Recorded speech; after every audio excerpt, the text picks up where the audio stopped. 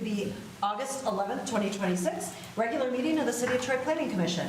Copies of the agenda for tonight's meeting are available at the entrance to the room, and agendas and minutes of prior meetings are available on the city website. The meeting will be conducted in accordance with the agenda as presented or amended by the Planning Commission. State law establishes planning commissions. This planning commission is comprised of 9 residents appointed to serve our community. Members are appointed by the mayor and confirmed by city council. Other individuals participating in the meeting include representatives of the city's planning department, city attorney's office, and the city's planning consultant, Carlisle Workman Associates. If you wish to address the Planning Commission, please head over to that lectern and sign in, clearly print your name and address, and then begin your remarks by introducing yourself for the benefit of the commissioners. All remarks are to be addressed to the commission and not to anyone else in the room. If you have a cell phone or device that might disrupt the meeting, please silence it or turn it off. At this time, I asked our Planning Commission Recording Secretary, Kathy Zarnicki, to conduct the roll call. Mr. Biegner? Here. Mr. Faison? Here. Mr. Fox? Here. Mr. Hudson? Here. Mr. Krant? Here. Mr. Lambert? Here. Ms. Malala-Ali? Here. Ms. Parakis? Here. Mr. Tagle? Here. Quorum present, Madam Chair. Great. Next is approval of tonight's agenda. Is there a motion? Mr. Biegner moves to approve it. Mr. Faison seconds it. Any edits? All right, ready for the vote. Mr. Faison? Yes. Mr. Fox? Yes. Mr. Hudson? Yes. Mr. Krant? Yes. Mr. Lambert? Yes. Ms. Malala-Ali? Yes. Ms. Parakis? Yes. Mr. Tagle? Yes. And Mr. Biegner? Yes. Motion carries. Thank you. Next is approval of the minutes from our July 14th, 2026 meeting. So moved. Okay, Second. moved by Mr. Fox, seconded by Mr. Lambert. Any edits, questions? Okay, we're ready for the vote.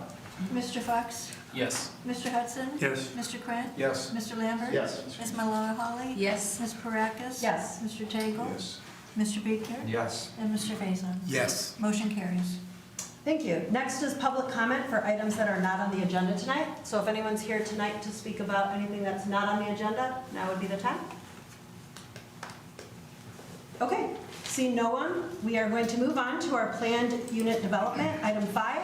It's PUD 023 JPLN 2026-0013, proposed Crooks and I-75 mixed-use concept development plan, northeast corner of Crooks and I-75 exit ramp, PIN 88-20-19-151-004, Section 19, presently zoned OM, which is Office Mixed Use Zoning District. And I believe, Mr. Carlisle? We're actually going to let the applicant present first, because they're going to give a more detailed, comprehensive review of the project, and then I'll jump in at the end real quickly and just highlight a few points from the city standpoint.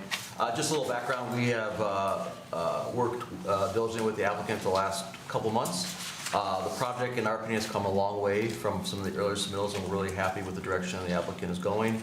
And the applicant's done a really nice job of listening to our direction and responding accordingly. So with that, I'll turn over to Jason Krieger from Krieger Glatt and let them go. Okay, thank you very much. And just as a reminder to the Planning Commission, tonight is this item is sort of like a feedback session. We're not going to be taking any action tonight.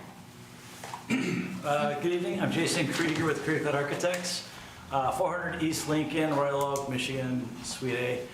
I'm going to walk you all through the concept plan, and so it's not fully developed. This is a conceptual idea of what we'd like to see on site.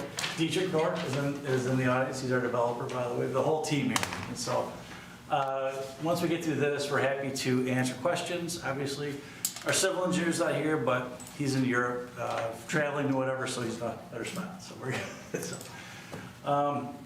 We included this just because it's kind of fun. That's the old Met Hotel that was there. We all remember that. This is the site today, totally wiped out, really vacant, and it's ready for development. And that's what this is. This is a key site. It's a gateway site. It's Crooks, I-75, that's the off-ramp. And so we see this as something, or an opportunity to do something very special on this site with a mixed use, I'd call it a horizontal mixed use development. We have some mixed use buildings that are fronting along Crooks. We have Meyer, which is a market, which is along the east. And also a hotel. A hotel, it's an extended stay. It's Hyatt Studios, I believe. This is the current zoning, OM office mixed use. So we just listed some of the things that would be either allowed or things that aren't allowed that are in our proposal. It's primarily medical office, laboratories, R&D. That's really been this area for a long time. Because of the current climate, in our society, whatever, everything's been changing. And we've been converting office buildings and office sites into multifamily mixed use all over the place. And this area, this North Troy area, is prime. And we're speaking with other folks around here as well. And we see this as like a really, kind of like the catalyst for this area, hopefully, to make it a true gateway signature piece for the city. Residential is allowed, but it's allowed in upper floors. Our proposal has upper floor residential, but we also have some that touches the ground, because we have to watch how much retail we actually put in this development. And the building that you're gonna see on the north, which I'll show you, it's rather large, the footprint. So we wanna make sure that everything's populated, it functions, and it succeeds. The maximum height under the current zoning is 5 stories, 75 feet. Under our PUD, we're proposing a cap of 8 stories, 100 feet. It's not that we're gonna build an 8-story building, but under a PUD, sometimes you set parameters, right? So you give yourself some wiggle room so the developer can move and change things as they need to. Lot coverage 40%, we're not at that point, but we're covering a lot of the rest of them, right? Hotel, lodging, special use. The one item is the large format market or grocery. That's not allowed, but we are proposing that in this development. So why a PUD? It's so that we can have this development that we feel is the best way, the highest and best use for the site, for it to succeed. We would need this to make this happen. And as Ben mentioned, we've been speaking with city staff for months on this. We had other ideas where the market was up front along Crooks, and then we moved it back, and a lot of this is under city staff's recommendation. And it's all over time, as a group, as a team, we turned this into, we think, a very nice project. So we're very proud to present this tonight to everybody. I think this table is very important. So it's really what's allowed today under OM, and we call it PUD flexibility request because it's a flexible thing that we're asking for. So you can see what's allowed currently and what we're proposing: grocery, residential, hotel, retail, restaurant, and fueling, convenience/fueling. Mixed-use buildings currently under the OM is 5 stories, 75 feet. We're proposing some flexibility up to 8 and 100 feet. And it's just if the market says we can do it, we want to go. And speaking with staff, especially Brent's like, go time, right? Because he wants to go, right? But we can only do what makes sense financially. Residential, it's allowed. What we're proposing though is where residential can touch the ground. Large format grocery is not permitted at all. We're proposing up to 75,000 square feet. Hotel, special use, you can do it, but we're proposing this as part of the PUD. And then fueling and convenience is not permitted, but we're proposing this within this. So the opportunity, housing, grocery, hotel, retail, restaurants, public spaces, and a stronger identity for North Troy. That's really what we want to do here and what we see here. We see a vibrant, walkable development where folks can live here, they can shop here, they can go get groceries, they can go get a burger at one of the buildings. That's what we see here. There's just some verbiage here that we pulled out of the master plan where it talks about basically trying to maximize your amenities, especially here on North Troy. The master plan spoke more about office space. We don't really have that, but it also mentioned services, groceries, things like that, that we're hitting that. Last view of the current site, vacant, still prime site, we love it. And here's our proposal. So we have Crooks Road there, obviously, I-75, here's your off-ramp. So the anchor to the whole project is the market. So Meyer's back there. This, I wish this pointer would work on a screen, but it doesn't. But we have a nice boulevard coming in, and your line of sight terminates on the main entrance from Meyer. And Meyer has a beautiful, very modern, contemporary corner entrance. You'll see in some renderings how beautiful it looks. We have our mixed-use buildings that are on Crooks, so you get that kind of urban feel where you can have outdoor dining and seating along Crooks. We have residential all above. Right, this is showing 4/1. It, could be 5 over, I'm sorry, yeah, is it 4? Yeah, 1, 2, 3, 4. 4/1, 5/1, it could be whatever, but this is showing what we have today. And then once you come into the site, there's a convenience and fueling station here. We push the convenience store there so that it can help to frame this drive as you drive towards Meyer. And then the hotel's on the left. So we have a parking field, but then when you drive in, you can hang a left, and we'll have nice wayfinding in there. You hang a left, and then there's a nice line of sight to the hotel front entrance. So that becomes another line of sight. So we're kind of giving some nice organization to the site. There's a pocket park planned here. And behind these buildings, which I'll show you, we have a broader sidewalk that would serve for outdoor dining, outdoor seating, things of that nature. So the goal is to create a destination that activates the site, so people can go there and spend the afternoon or hang out, go shopping, and buy other things. That's what we want to do. Strong pedestrian connectivity throughout the walkways. And as we develop this, we'll create areas for benches, seating, bikes, things like that. Here's the site plan. Same thing as you just saw. However, you can just see like the connectivity. You can see the broader outdoor dining and seating area there. For this mixed-use building, we have an outdoor area here that would have a pool, outdoor space that both projects could use. Conceptually, we're still working on it. What I think is really great is Meyer came up with, when they looked at this, they said, okay, so they have their front of house, which is here, right? It's front entrance, front of house. And every market, they have their back of house, which is cooler, storage, pharmacy. So this is their drive-through pharmacy, which is hidden from the project. This is their loading docks. All those other things are pretty much hidden. So trucks that come in and service it. So the business end is not part of the overall central piece of this development. That worked out really well. The hotel, we're still working on some things logistically. This is, again, it's a concept of what we're doing here. So now we have some renderings. This is a view coming in. You can see the view terminating on Meyer. Mixed-use projects on the sides. This is going to feel more like, the goal is to make this all feel like a street. Street trees, street lights, sidewalks, benches. You see the pocket park right there. This is a view driving down the road, convenience store, Meyer.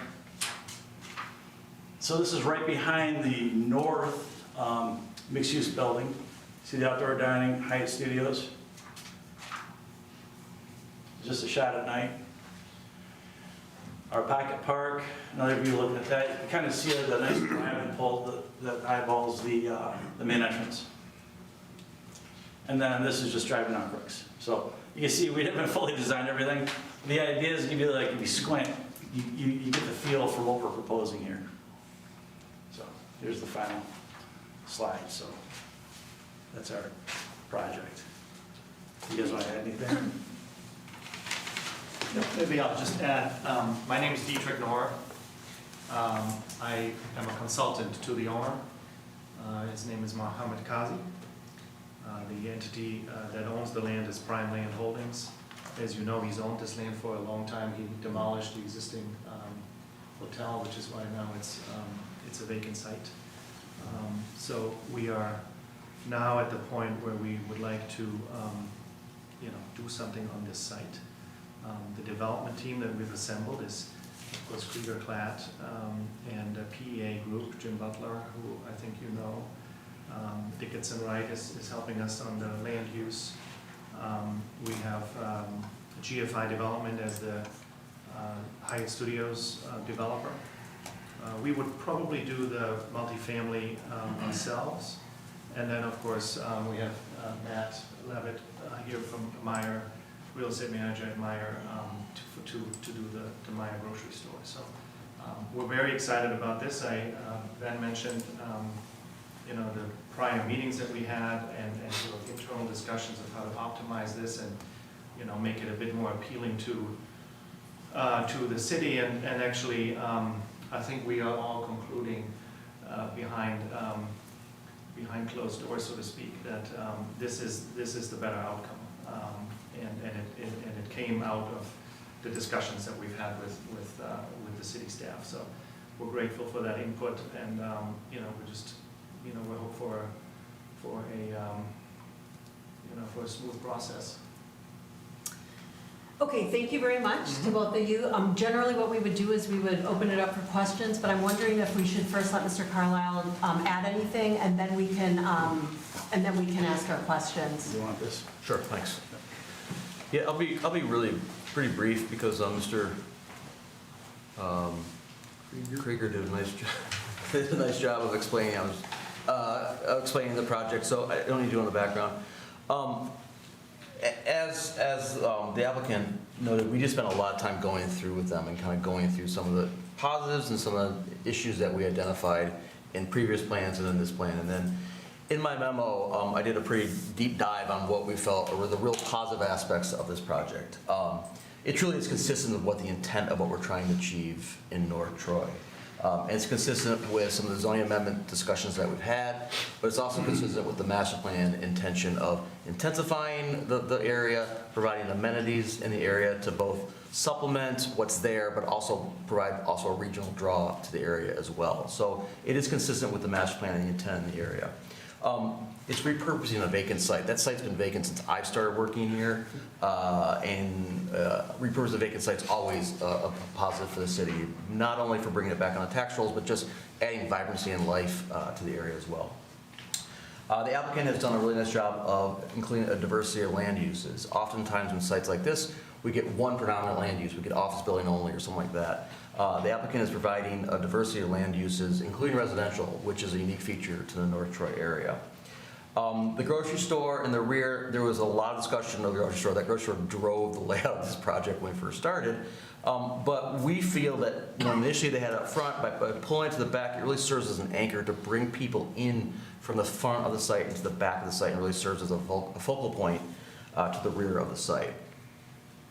We really support the Central Boulevard, kind of providing that framework to get back to the rear of the site. We think some additional consideration should be included with that, including some perhaps beefed up landscaping, perhaps on-street parking along that boulevard, but we do think the boulevard is a very nice design feature. They are providing nice pedestrian and amenity features incorporated in the site. We have some comments specifically on those, but they had at least included them in concept into the plan itself. There is shared access and internal circulation. Again, we have some comments and improvements to that, but at least those are provided. As well as they are proposing a flex phase development, which is good because it can respond to market conditions. However, in our comments, you'll note that we do want some idea of what the potential phasing of that may be and how they kind of align with each other. That being said, we do think for the most part, as you can tell, we're very positive on this project. It's not often that we come in front of you and give such positive comments on a concept plan of this nature. So we think the main bones are there. There's just some discussion about some of the items around the edges. You note that the fueling station is located behind Building A, kind of on the south side of the grocery. It is a gateway location. Is that the right spot for the gas station, or are there other locations on site that should be considered, perhaps up near where they've got kind of the loading area for the grocery store? Again, just a point of discussion with the Planning Commission about that proposed location. We do know they have a substantial vehicle and pedestrian network, but a lot of the pedestrian network requires you to cross rows of parking, through drive aisles, and so there may be some additional considerations for consolidating pedestrian connections on the site. The open space amenities are, in our opinion, for the size of site and the amount of residential uses on the site, it does seem to be small and fragmented. I believe I did the acreage. It's about 5% of the site is dedicated to open space. The real only area with some substantive open space is that kind of that zone C. It's, in our opinion, it's rather fragmented. It's surrounded by drive aisles or parking on four sides. I'm not sure how functional it is. It seems to be more of a landscape island than a pedestrian place where people want to gather. So I think there's better ways to incorporate some pedestrian amenities on the site as well. With regards to phasing, the phasing has not been identified. As the Planning Commission remembers, we've always talked about phasing as part of the PUD plan and what gets built when and how we ensure that the entire plan gets built out. So there should be some discussion with the applicant about what the proposed phasing is and how they propose to develop the site, with some sort of maybe guarantee some way or another that certain things get built in a timely manner.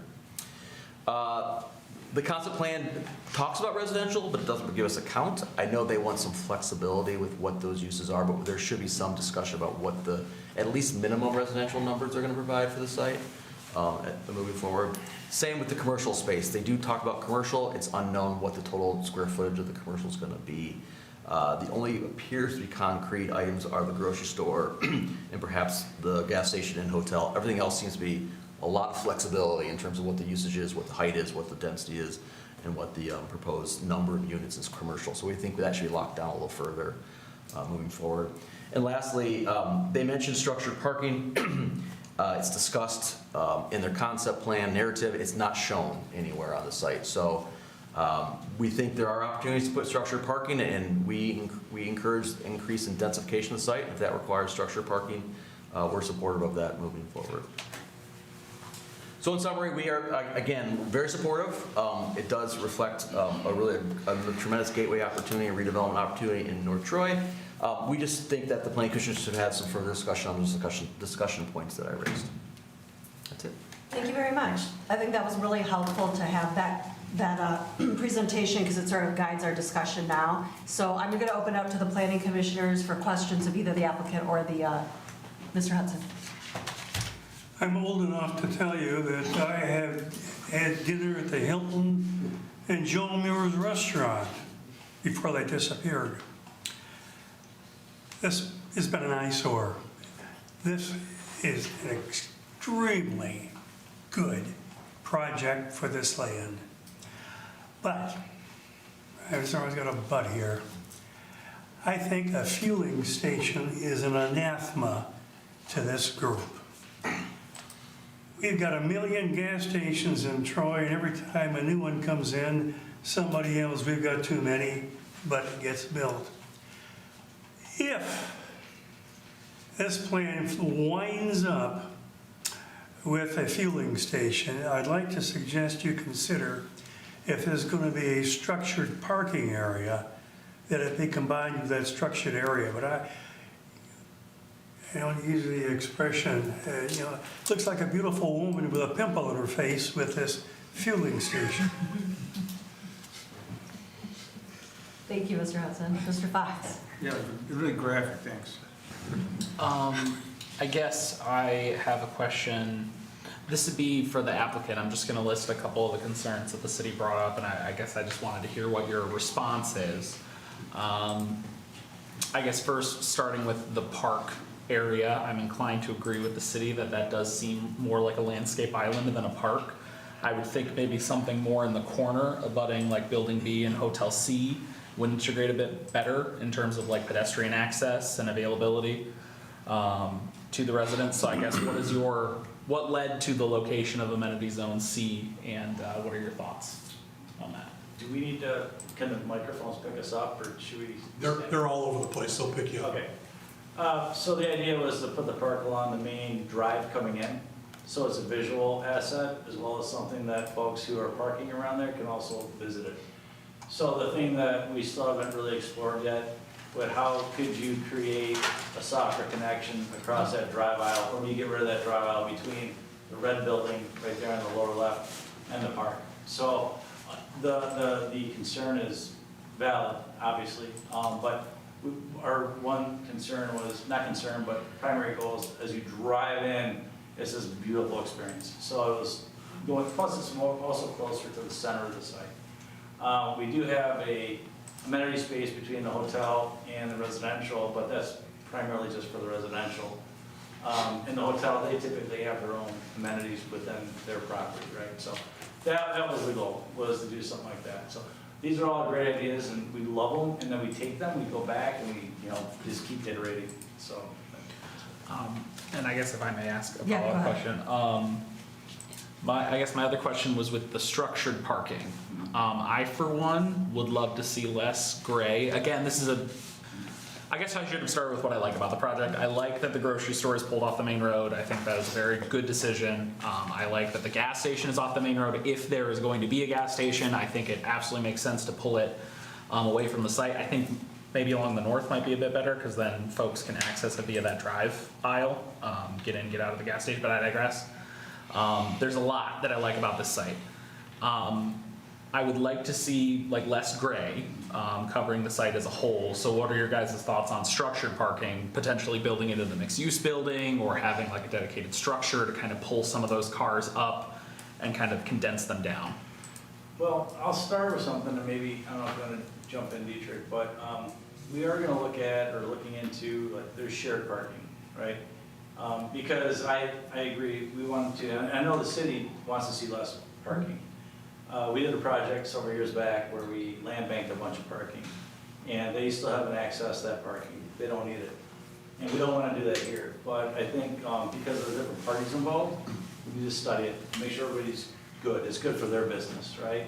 So that's a very good point, and we're looking into it, and trust me, we don't want to overpark it. Structured parking, I think all that, once we do our study, in my opinion, then we start to go to that level, going, okay, do we do structured parking, right? So I guess the answer really is that we're working on it. I don't know if I'm gonna. Well, from a developer's perspective, if I think of what would I like to see there and what would I think would be nice, of course, everybody would agree that a sea of surface parking is not as nice as a structure, but of course, the economics of the structure are prohibitive. The numbers won't work. And so that's a different discussion about, if the city wants that, what are the available tools, economic development tools, incentive tools that the city has that could be made available in order to support that. But and I know this is not the forum for that, so I'm not looking to engage in that, but I'm just saying, from outside of that, the economics of a structured garage just won't work. It's about at least $50,000 a spot these days. Mr. Biegner. I have a few questions, if I may. We were talking about amenities. Jason or anyone else, can you speak to A through F, just the ideas of what you're thinking? Yeah, sure.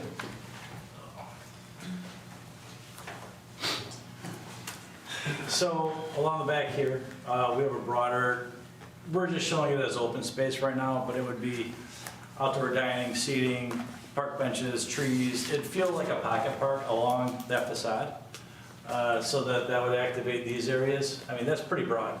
That might be too broad, to be honest. It's like almost 45 feet or something like that. Same out here. We have outdoor dining and seating along here. We're showing this all the way out. Really, it's just because we have outdoor walkways. This building has residential planned right there on the ground floor for right now. So these buildings are, I would say, highly amenitized between the inside and the outside. Outdoor amenities here, but it's private for these folks. So you have all this. So these are wrapped. We have this, and then back to the previous point, how do we connect this and what do we do? But the outdoor amenities are primarily on this side here, whereas this is more about getting folks into the market safely. So that's what we have for the site currently. And then really too, I mean, you have these walkways, which we're still developing, but, and I know it's a walkway, but they'd be really nice, broad. And if that's a 20-foot space, that's probably 35 feet, 30 feet, some thereabouts. So we're picturing the little pockets and nodes where people can sit and hang out. Back to the previous comment or statement about the parking, and as we dial in on the parking, if we can safely look at it as we did on that other project, go, okay, we only need this much, and start to land bank some stuff, we can start to find other little pocket parks and nodes around the site to make it cool. And that's, we're working through it. This is the overall big, vision. Can you speak more about C? What do you see going in C? I heard you say something about soccer. You scared me. Oh, no. It's just, right now, it's literally just a green space. It's a pocket park. And we have to design it and figure it out, What do you see there? Benches, picnic tables? Yeah, benches, seating dog areas, stuff? What do you hangout mean? spots. Yeah, if you get an ice cream cone from here, you go sit there with your, hang out. I mean, one of our previous proposals had like a little tiny park for kids, things like that. We wanted to be an amenity for the site, and we're working through it. Can you ballpark the size of that for us? I mean, what are we talking about in terms of square footage? Well, that's a good way to do it. Parking space. Yeah. Count the So spaces. 100 by, it might be 6,000 square feet, something like that. It's big. I don't want to speak for everybody in the room, but I might speak for everybody in the city. Everybody likes the green space, so I'm pretty sure Oh, yeah. you're in agreement that. We green space all would be great. we all agree, trust me. We wanna see- Next question, so it's generally parking, you think you guys have enough parking for what you got there? Do you know how many parking spaces there are there? Oh, gosh, I have it written down, I might have it written down. Again, we're working through it. Okay, do you think you're close? I think so. Yeah, we're close, but again, we're working through it. Ben's gonna speak up. Part of it's a function of, I don't think the use, like I go back to the units and the square footage of commercial, that I don't think has been finalized yet, so it's hard to determine right now at this point whether parking's sufficient or not. And that's why I'm It's asking some- generally. Yeah, and it's something that we will dial in once they have a site plan they submit. Yeah. We'll confirm all those that information. Yeah. Each use has their own requirement for parking, right? And then you take that, and, you know, initially we start with that, but then there's always overlap. You know, like, they're gonna be slower in the evening, and, well, they'll be at home, so there's more parking, they'll be slower, you know. There's just that shared parking Shared, scenario. yeah. We just need to look at that, maximize the site. So, Yes. so this is an introductory meeting of this concept, and I think we're looking for feedback from the planning commission, feedback in terms of some of the details and some of the concerns like the amenities and whatnot, and feedback in terms of layout and uses. And once the applicant has got feedback from staff and from planning commission, then they start to fine tune some of the questions we have. How many units? Maybe there's a ceiling and a floor. You know, that type, we get some more specificity. And once we have that, then they can get the pencil out and start sharpening it and getting accurate in terms of parking. And hey, lo and behold, our parking experts happens to be sitting in the audience. And at some point, there's going to be some information, shared parking, and a plan that's sent to us that we're going to have Sarah and her team look at, and we're going to right park it. We want it right parked. Correct. We don't want a massive asphalt that's never going to be used. Absolutely, it's a funnel. We're gonna keep Yeah. doing this until we get to the final thing. Chairperson. Yes. Who said that? I said Oh, Ms. that. Mullally, okay, yeah, Mr. Faison? No. I didn't say anything, but- Mr. Faison's hand is up. That's what I meant to Yeah. say. Do you mind if I had a couple more questions? I mean, yeah, that's the thing, I mean, he was still going, so I was Oh, I'm gonna sorry. let him continue. Yeah, go ahead. I heard Meyer, and I love that. As a kid, I remember it being built on Coolidge and 14 Mile, but Meyer's in, is that what I'm hearing? I think so. And it's not just an idea, it's a good, I mean, okay. I saw, Meyer is here and part of the. and that's why I'm asking, and I'm a fan, good.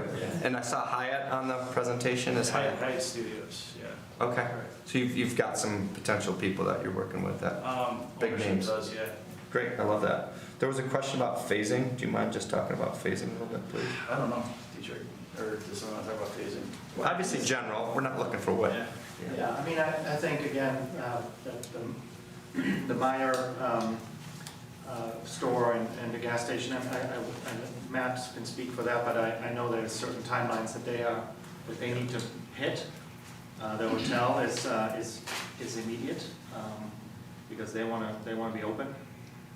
Hyatt Studios, you may know, is a new concept for Hyatt. They're rolling it out pretty aggressively across the country. And the residential, you know, I doubt that both buildings would be built at the same time. I think we want to give it a moment to absorb. So the phasing of those two buildings, honestly, I don't know whether you build the bigger one first and the smaller one second, or vice versa. It's too early to tell. But we have commissioned a feasibility studies, and we have all the data, and we understand what the realistic rental rate is, and and all that. Thank you. So, Thank you. Can I ask another? I'm gonna move on, let somebody else take. Go ahead. Okay, Mr. Faison. Yeah, thank you. And my questions are related to the Meyer as well. So I know we're early, right? But if we were to approve this, it would be contingent upon there being a Meyer or a grocery store there, correct? Yeah. So, and my question to the Meyer representative, is the gas station necessary for the grocery store? Is it part? We consider fuel at this point to be part and parcel to a grocery development.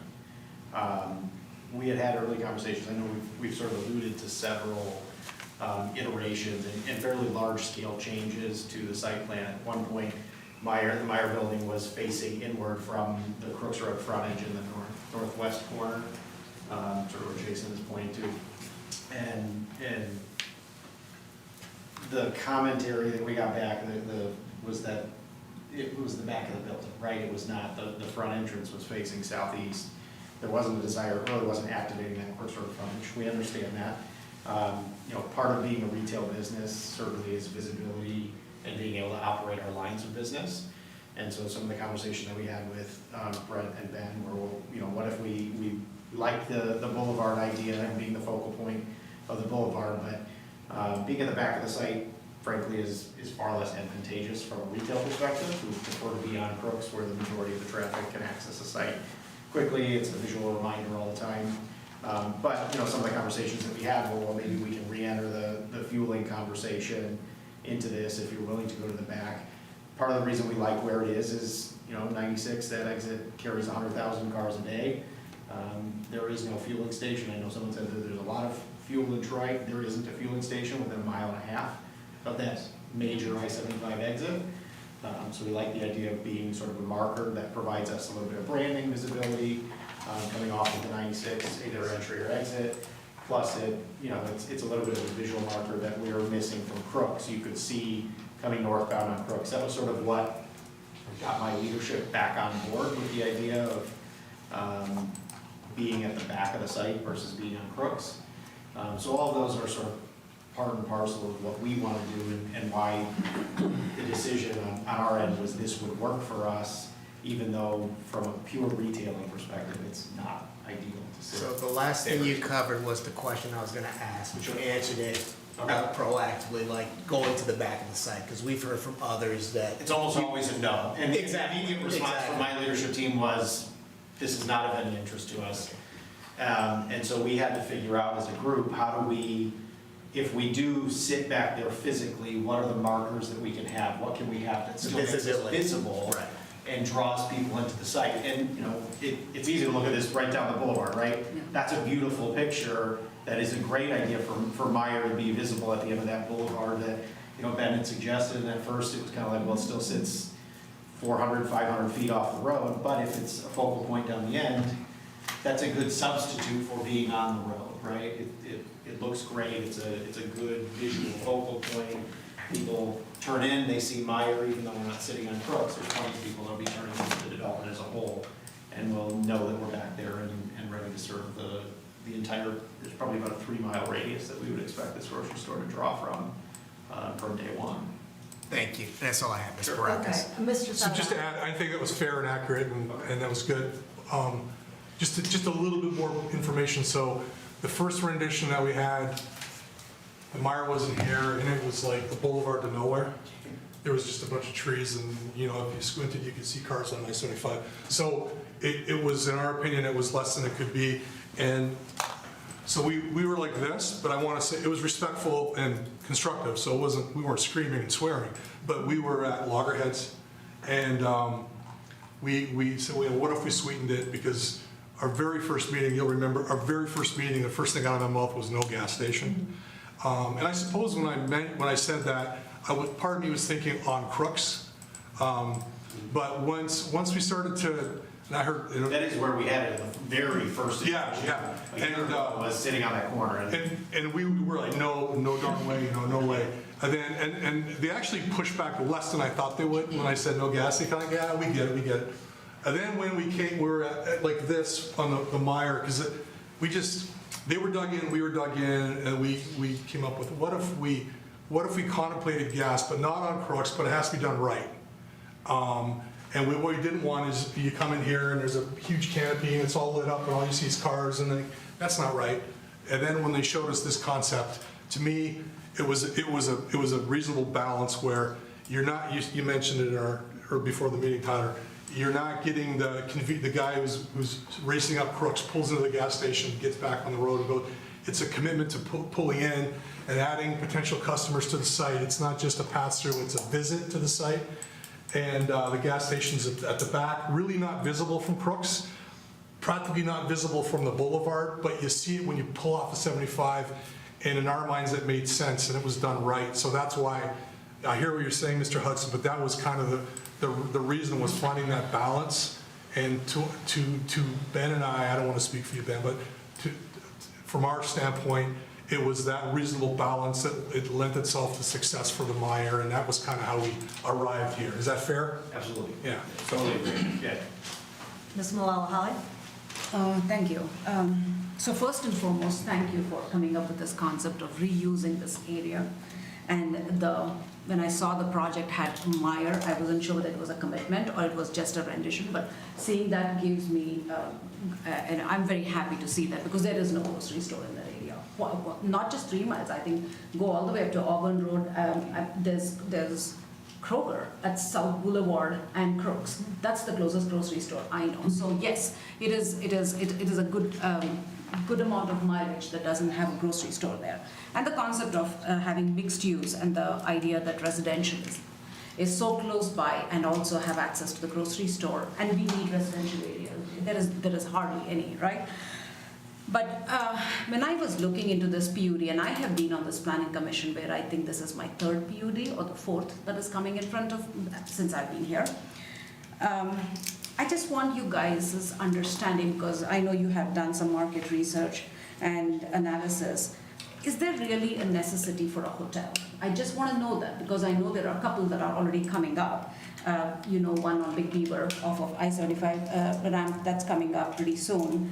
And the second thing that I'd like to address is, let's just say I'm one of the occupants in any one of these mixed-use residential buildings, and I'm walking to the grocery store to just maybe grab something which is really small and not heavy, and I'm walking up and down. I potentially do not see a lot of walkability space, safe walkability space. Or let's say I have a child and me and my child both are going to the grocery store and coming, or even a hotel resident, if a hotel is something that is also going to be coming up in this area, then to the grocery store and back. I kind of sense that there is that walkability space, the connectivity space is missing. For me, a PUD is one where even though there are different uses in that same acreage, but there is still some kind of connectivity. That is something that I would like to also have you address. So hotel and some kind of connectivity, walkability, safe space. Yeah, those would be my questions. Yeah, the hotel is, the developer who I know well and have done other transactions with, they're very good at what they do, and they've studied the market and have feasibility studies done and concluded that there's room for this. Remember, this is 120 rooms, something like that. It's not a massive hotel. Yes, there is hotels in the area, but also these types of hotels, they get tired really quickly. And so there's always need for new product. So all I know is that Hyatt Studios is again rolling out this concept, and I'm excited about this site. That's what I would say to the hotel. Do you want to address the walkability? So on top of that, this is an extended stay hotel, which is a new concept. So this has a synergy with everything else around here. So these folks might be staying here for a couple weeks or a week or whatever it is, maybe a little longer. So now you have the market to service them. They can go get a burger or something like that. So that's one of the reasons why that's very successful as a hotel. It's not just an overnight type of thing. We are absolutely going to connect everything pedestrian-wise. So if we have walkways. If that's a car's 20 feet, this is probably 30 feet. So you have grass, and then we're going to do 8-foot sidewalks on these boulevards. So you can very easily get across here with a stroller or whatever you want.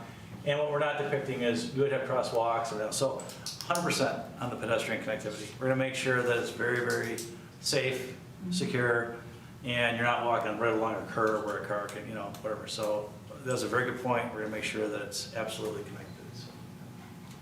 Okay, thank you. Mr. Tagle? Couple of questions. Your two retail or mixed-use buildings on Crooks, footprint-wise, they're very different, but you're saying they're both capable of 205,000 square feet. What's the difference? Not both of them. According to what I read. I thought I read that too. That may have been a typo, but the building, I just have overall square footages, but this building here is totaling 80,000 square feet. We're budgeting 67 units, somewhere in there, right? And the retail is, maybe it's 8,000, we don't know yet, we have to still dig into it. But the retail probably won't be the whole building, but we'll have some amenities on the ground floor. This guy over here is totaling about 180,000 square feet with 120, say 122 to 130 units. And this might have 15,000 square feet or 10,000. We have to, again, study that. So they're different. So maybe there was a typo in something that you got. Yeah, there probably was. Total units is anywhere from 180 to 200 units, somewhere in that range. We're dialing that out. So they're different. And, you know, as we all know, I mean, whether it's office, retail, you can only absorb so much. So that's why, because that's a pretty big footprint. And I don't remember the dimension from there to there, it might be 300 feet. But, you know, we're going to look at the retail to a point, and then when it stops, then we're going to look at doing residential on the ground floor. And that's part of the ask of this beauty. I think we're being overly optimistic. In January and February, if I'm going to walk to a Myers and push a cart full of food back down the sidewalks to wherever I live, people are going to drive. I don't care if they're in the multifamily or the whole, they're going to drive over there, throw the bags of food in the car, and drive back to their spots. So I appreciate the attempt to make that a walkable connection. But how far down is that Meijer from the mixed-use building? I mean, is it a quarter of a mile? Is it more? I mean, I don't know. But I think we really need to think about that. And as part of that, I'm not sure that the gas station location is a great spot. Were you considered flipping the hotel in the gas station? Not yet. Okay. Fair. That's a good answer. You know, and again, I know there's, you know, we've got 4 or 5 pieces on this piece of property. We can kind of move things around and all of that. I know you guys have been down the road pushing and pulling things around. But again, those are some of the things that I'm just wondering about. How successful is this going to be? You know, quite honestly, if that Meijer were to pull forward, you would still have the focus down the boulevard or that main entry, but that would give you some opportunity on the freeway side, maybe to put a gas station or the gas pumps. And by the way, is Meijer owning the convenience store and the gas pumps? Is that a Meijer product? Yes, yes. Is this your first? I don't remember seeing any Meijer around here that has gas. Coolidge has gas. The Coolidge one. Virtually every store has gas. The Coolidge one has gas a station. small convenience store too. They have. They do it like Kroger. Yep, they have. We operate like 250 gas stations. Okay. company-wide. So, you know, again, and I guess if it's not on the street, people are going to find out where the gas pumps are. It's not like, oh, they're hidden and we can never find them. And again, wayfinding will help with that. So again, there's just some things on here that I think it's a good development. I think the pieces are good. I'm just a little concerned with some of the assumptions we're making as far as how successful can this layout be, and is there still some tweaking or development or testing, studying that can improve it even more? I'd like to ask a question about the massing of these buildings. When you show restaurants on either end, is it one big restaurant, or is it so massive that there'd be retail on the front end that's different than the retail on the back end? No, these would be a lot like what you see in other projects along Big Beaver. We have kind of 2 entrances Okay. to the spaces. Okay, so they're more like long, narrow, thinner, narrow. Correct. Okay. All right, let me give you a couple of my thoughts. I mean, I'm not going to repeat what's been said. I mean, I think a lot of it's positive and revitalizing this area, the boulevard, the beautiful Meijer. Presumably it's like your Rochester Hills, or not like the one that's on Coolidge. It's going to be all glass and stone and look beautiful. So we're excited about that.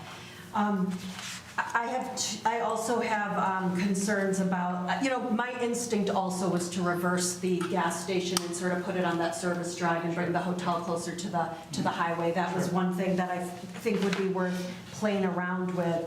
One thing, can we put up, I had sent the planning department a couple of pictures. Let's start with the parking structure one. I had found an idea of where you incorporate parking within, where you have retail on the ground floor, a little bit of parking, and then you can park up. I mean, this is just showing 2 stories. I mean, it also has this really cool green space up top, which I think is neat, but that wasn't really what I was showing. But just the idea that, you talk about going 5 stories, asking for 8. I think there's no issue with 8, but I think that you're gonna see that you need a couple of floors of parking to accommodate. So that, I know you said it's not on the table, but I think it definitely needs to be reconsidered, because I don't know how this development will really work. And we don't want to overpark, but we also don't want a huge, I don't want to see a huge center parking lot. We're trying to get rid of that idea. So now I want to show the pictures of 50 West if we could. This is called the Levinson in Noblesville, Indiana. So this is a concept, I don't know if anyone's been here. It's 50 West, it's in Mason, Ohio. So Ohio is a state just like us in the sense that they get snow and cold, okay? But it's a really cool space. So it's a brewery, and it's also walk-up eating. So you walk up, you order burgers, there's a window for milkshakes, there's a window for beer. People gather all year round. The night, it's a destination for people around the city, for the people who live there. There's sand pits, there's fire pits.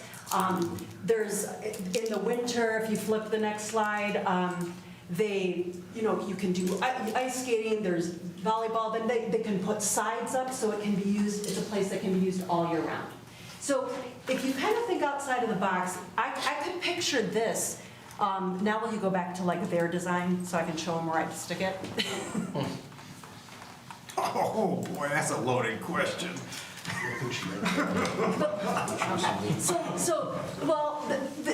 Actually, do it where it's just like, yeah, even here. So right now, to me, this space right here is kind of, I don't really see it being utilized. It's sort of just green space. But if you were to put a concept of that idea more like in the middle with the green, and people coming from all over and activating that space all day long, along with the Meijer that's bringing the people in, I think it just really,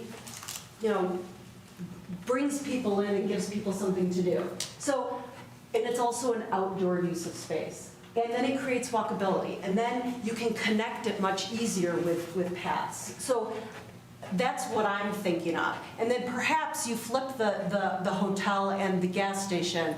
I mean, I think you should play around with it a little bit and see what you can come up with. But I do think that there's a lot of potential there to take it to another level in terms of providing amenities to the city and something like that. I was curious about EV spots at the, I don't know, does Meijer do EV spots too, or? We work with all the major partners to install them. Okay. They own them and operate them, but being right off 75, I'm sure there would be several of them interested in. Yep, especially if they had a cool place to hang out for a while. And shop, of course, okay? But then, because I'm looking at this, and I know we're not counting parking spots, and I get it, but just, realize that our zoning ordinance, I know it's a PUD, but we're still gonna be requiring parking lot trees, so you're gonna lose a lot of that parking. We don't permit huge, vast, like 20 parking spots in a row without islands, and once you put the islands with the trees, you lose spots. So it is gonna be an issue that you're gonna have to think about. But in general, my comments are, I think we need to consider structured spots. Oh, I know, one other big thing for me, I don't know how other people feel about it, but I don't know that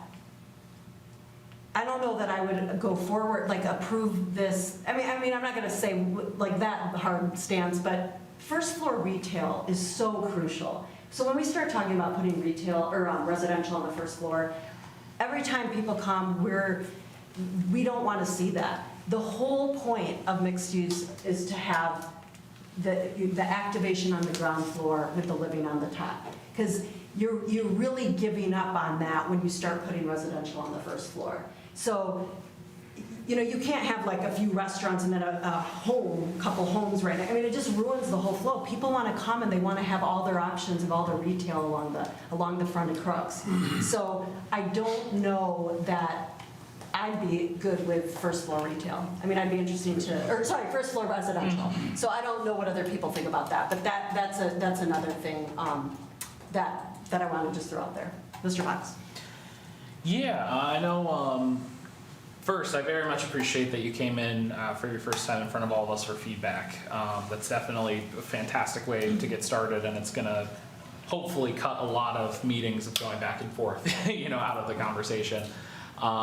Huge props to you guys as the applicant, also city staff, for getting to the draft we have now. I think this is one of the stronger PUDs, at least in the short time that I've been here on the planning commission, that I've seen.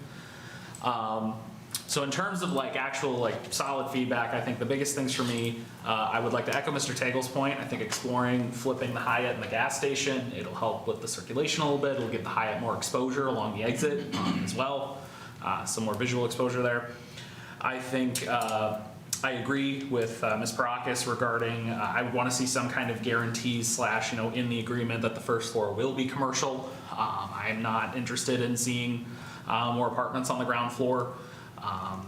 And then going back to the earlier point that I made, I think, you know, obviously the city's having a huge conversation about parking. I'm sure you guys are having conversations about parking. I mean, you know, getting a more accurate look at the parking lot, seeing where we can cut out concrete and replace it with grass, potentially even an additional building if the math somehow works out that way, I think those would be my three big things. Is I'd want to see you guys like kind of take a look at those and see what you're willing to bring forward for the next iteration of the plan.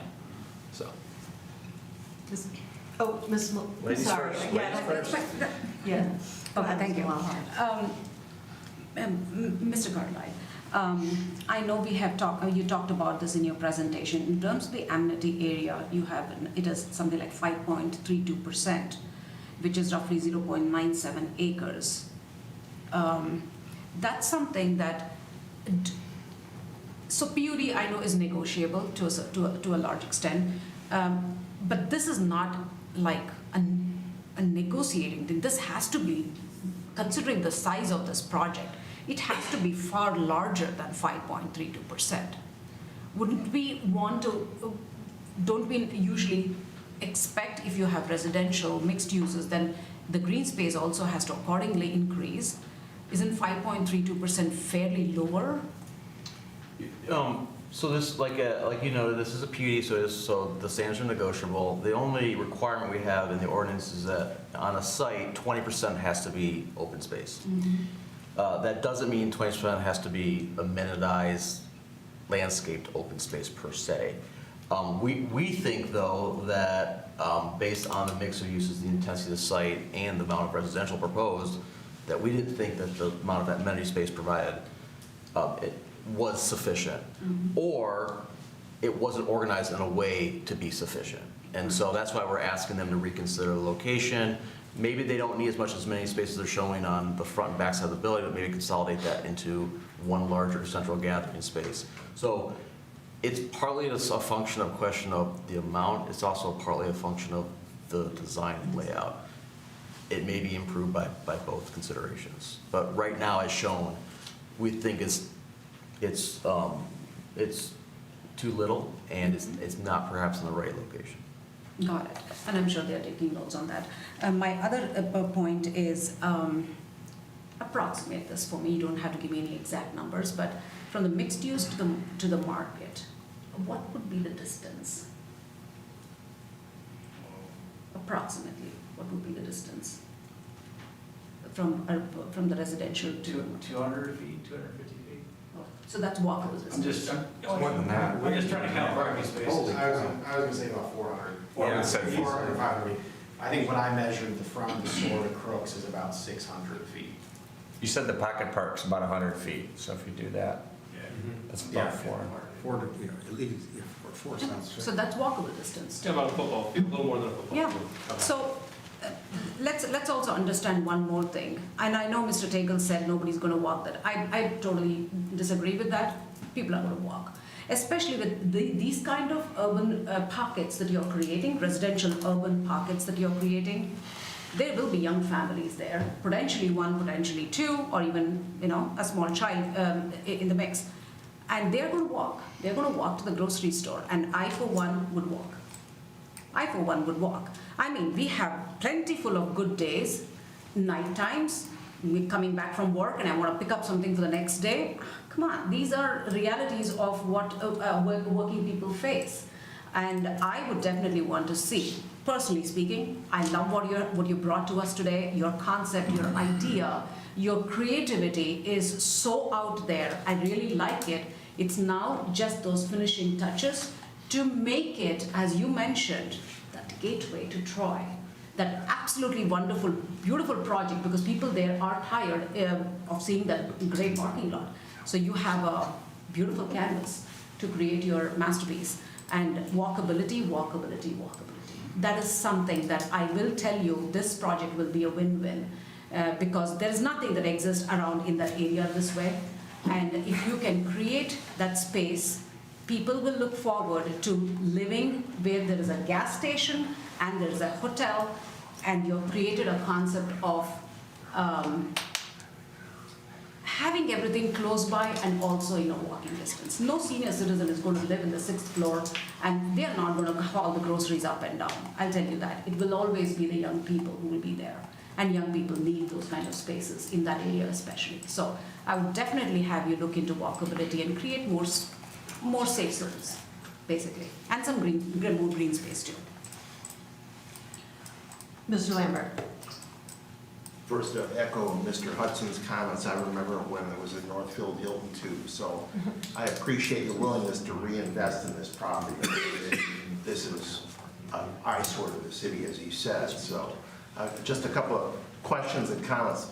The Meyer that you're proposing, is this closer to the one that's next to the Corwell Hospital in Royal Oak? Or is it much closer to the one that's like about 2 miles away? No, so this is a 75,000 square foot grocery store. We're running the 3 concepts. I'm gonna go real high level. We're running 3 concepts. Super Center is about 160,000 square feet. That's what you think of when you think of Meyer historically, right? Large, full grocery, clothing, all your lines. Grocery stores, the 2 in existence around here, there's 3 now, I shouldn't say that. 2 in existence that were original were 24 Mile and Hayes and Macomb and Lake Orion on M24. Those were the first concepts at about 90,000 square feet. We opened those and 2 weeks later we're told, no, 75,000 is good enough. We just opened Rochester Hills in May at Rochester and Lincoln. That's actually smaller than this, but it's the same line of services that this store would get. This would be 30,000 square feet larger than that. That was a function of the space available. We're going to open 7 Mile in Farmington, we just announced is opening September 30th. That will be what this is. If you want a preview of what would be coming, that's it. That's the exact footprint, layout, corner entry, glass tower, brick features. That's going to be definitely, if you want a preview, that's going to be it. You said Farmington? 7 Mile in Farmington in Livonia. Oh, okay, Livonia. The TV store is also great. And London store. That was my first project. Again. Very nice. So that, if I have to choose between the 2 you said, it's probably closer to Rochester or to Royal Oak. But that's a market, which is a smaller urban format that we've worked on. There's one in Grand Rapids, one in Lansing, one in Royal Oak, Detroit, and Cleveland. Those are one-off projects that are very specific to the overall urban areas that those are going into. The best line locally is one of the 3 that I mentioned, or 7 in Farmington would be a great way to see what this store would be. Just a couple of other comments, concerns. I agree with some of the comments about flipping the gas station with the hotel, or at least moving that gas station farther north on the site. Secondly, the concern that I think Mr. Carlisle raised in his comments, that we want to make sure that there's some kind of commitment to phasing in the entire project, so it's not just not sitting there as a grocery store with nothing else around it. And then the concern about the boulevard that goes down the middle, some concerns about people speeding down that, which would tend to discourage people from walking if there's some ways to do some traffic calming procedures, whether it's to allow parking along there or some reconfiguration to kind of slow traffic down. But otherwise, I appreciate your commitment to investing in this site. Mr. Beekner, sorry, I skipped. That's okay. In the original presentation, you guys mentioned about markets, gas stations, and residential on first floors are not permitted. Can I ask Ben or Brent to just talk about that for a minute? If you go into a downtown, a successful downtown where, like a Birmingham or downtown where people want to spend time and want to spend money, what they want is they want to be engaged as they walk down the streets. They want to see storefront displays. They want to see people shopping or eating or dining inside. They want to see activity. They want to be stimulated. You're not stimulated when you walk by and it's residential space tends to have curtains so you can't see in the window, so there's no stimulation there. Or if it's like an insurance office or an office, there's not a lot of activity there. So retail, things that, even a Pilates studio where people are working out or stuff like that, it's bringing more to the streetscape and engaging the pedestrian, improving the pedestrian experience. And I would agree with that, and other people have said it, and I think you guys are getting it too. Mr. Crown, sorry? Yeah, my turn. Yeah. Thanks. I'll just get on. Well, I just want to summarize. A lot of the thoughts are really, I think, important. Again, I think the hotel down here gets the people coming off know exactly if they arrived at this hotel. I think the traffic coming on I-75 is more hotel than gas. I may be wrong, but I would flip these just like Mr. Tagle was saying, and actually Ben put in his notes. Flip these two. I would move this down to have this more centrally located, put the gas station closer here. And again, what Ms. Parakis was, okay. And Now you have a clean slate to work on. we'll start all over now. What Ms. Parakis said was just absolutely critical. This space here needs to have a break from this gray sea to that gray sea, a break in here with the amenities she was suggesting, some retail there. Make it fun, make it exciting in this zone here with all these, again, if you move the hotel down, you may decide to move this building a little differently. But the idea is to make this a fun family activity area. You make your own neighborhood. This is completely an isolated island, just all sitting there by itself. There's very little to do with people wanting to go there and have their kids play in the playground. So anyway, those are the kind of things I like to see. And the real important thing is it's a gateway. So what are we doing to make this an exciting gateway? Where's the gate? I don't see any overriding piece of sculpture or fountains or something to pull you in and say, this is where it's happening. I mean, right at that entrance, this entrance is ideal. We've got a fountain system right on Big Beaver next to Somerset. It's at that big gray office building. But something here, exciting as you come in, not just, okay, it's a boulevard, that's nice. But, pull these away, make that a grand entrance, a gateway. Anyway, do you have any other thoughts? I think it's important. The signage and sculpture are critical. I know, is Myers going to have a sign that faces I-75, or is the hotel going to have one there, or is there going to be a gas sign out there, Myers Gas? What's going to be facing I-75 as far as signage? Tower signs. We're talking things that are 50, 60 feet high. What's going to bring people in off the expressway? Is that rhetorical, or are we waiting for an answer on that? There is an existing pylon sign out from the hotel Yeah. that we intended to use for both the Meyer and the hotel. Okay. As It's structurally no adequate. gas indication, just a Meyer logo and a High House logo. Okay. But yes, Okay. we want to advertise to the passing traffic. I remember when we were approving a hotel at the 16 and 75, and we were concerned because the hotel was set back, and the developer was like, no, first of all, no one finds their hotel based on driving by and looking at a sign. They've already mapped it out on their phone, they've done their research. Yeah. They're gonna find you. So I would have no concerns that you're set back. But anyway, I thought that was an interesting point. But I think Mr. Tagle wanted to say something. What are your thoughts as far as the retail components in the mixed-use buildings? And the reason for my question is, are there going to be limitations so there's not competition with Kmart? Or Kmart? I'm not worried about Kmart. Sorry, go ahead, can you, I'm not sure I understood the question, but All right. Meijer is in the market to sell whatever they're selling in that store. Are there going to be any limitations as to what kind of use, what kind of retail use goes in those front stores or those front buildings so that you're not bringing in competition? So Meijer does include in our land leases certain restrictions in our core business. So who would that rule out? A specialty pharmacy, Another grocer. another grocer, you know, a convenience store, liquor store, yeah. So what do you see going in that retail? 'Cause the developers sitting here, what do you see going in there then? What kind of activities or uses do you see going in those retail spaces? I I mean, think it will be a restaurant. I don't know that you can have many more than one, maybe two, smaller scale.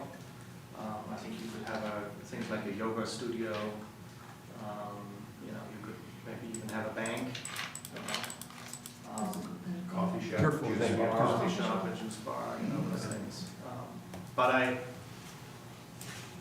I think the ideas, and particularly the fact that you put up some pictures, that's very, very, very informative and great. And I wrote it down, and trust me, we will have a hard look at that. Thank you. I should, for what it's worth, I will tell you that I'm an urbanist, okay? I'm actually quite allergic.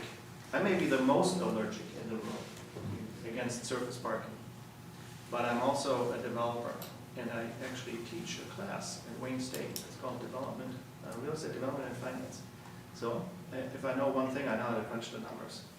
And the trick in everything you say, which is amazing feedback, and we will absolutely take it back, but every comment in a way is sort of conflicting, right? Because if I put 50 West in the middle, well, now I'm taking away the parking. If I take away the parking, I can't build the density anymore.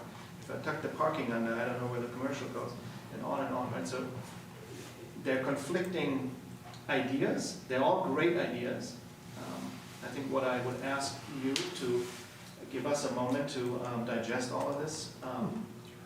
You have certainly the developer's commitment that we're going to try to make this something that we will be proud of.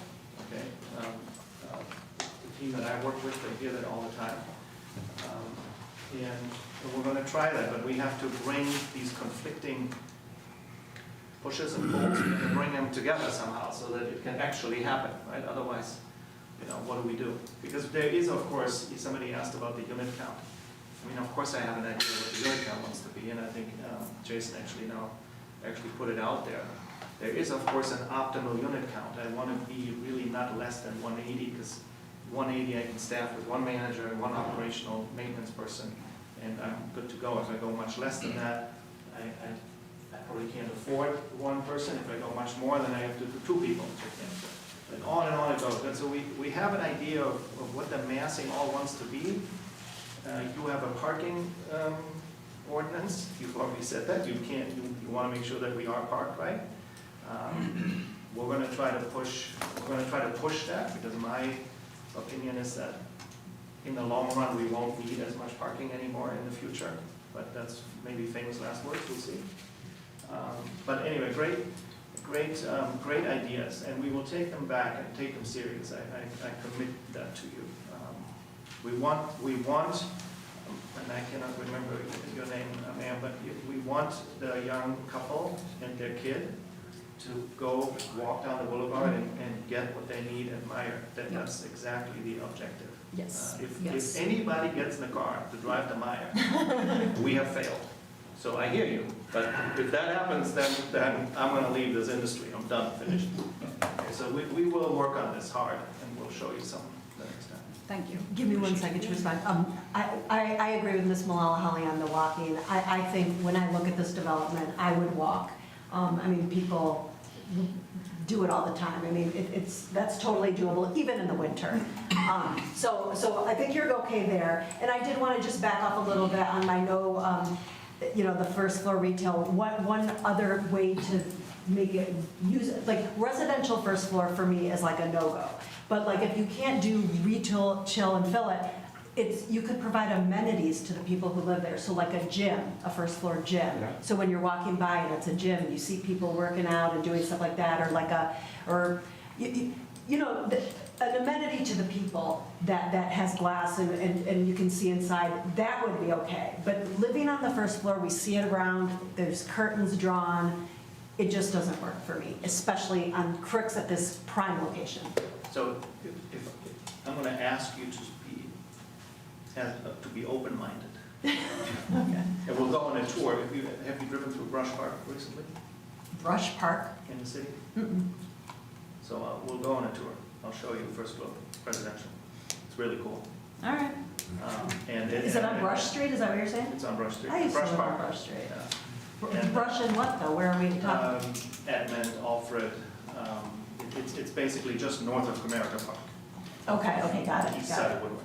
Okay, all right, I'll take a look. And I think the trick actually is to mix it, just like Jason had designed it, to make a stretch of it commercial.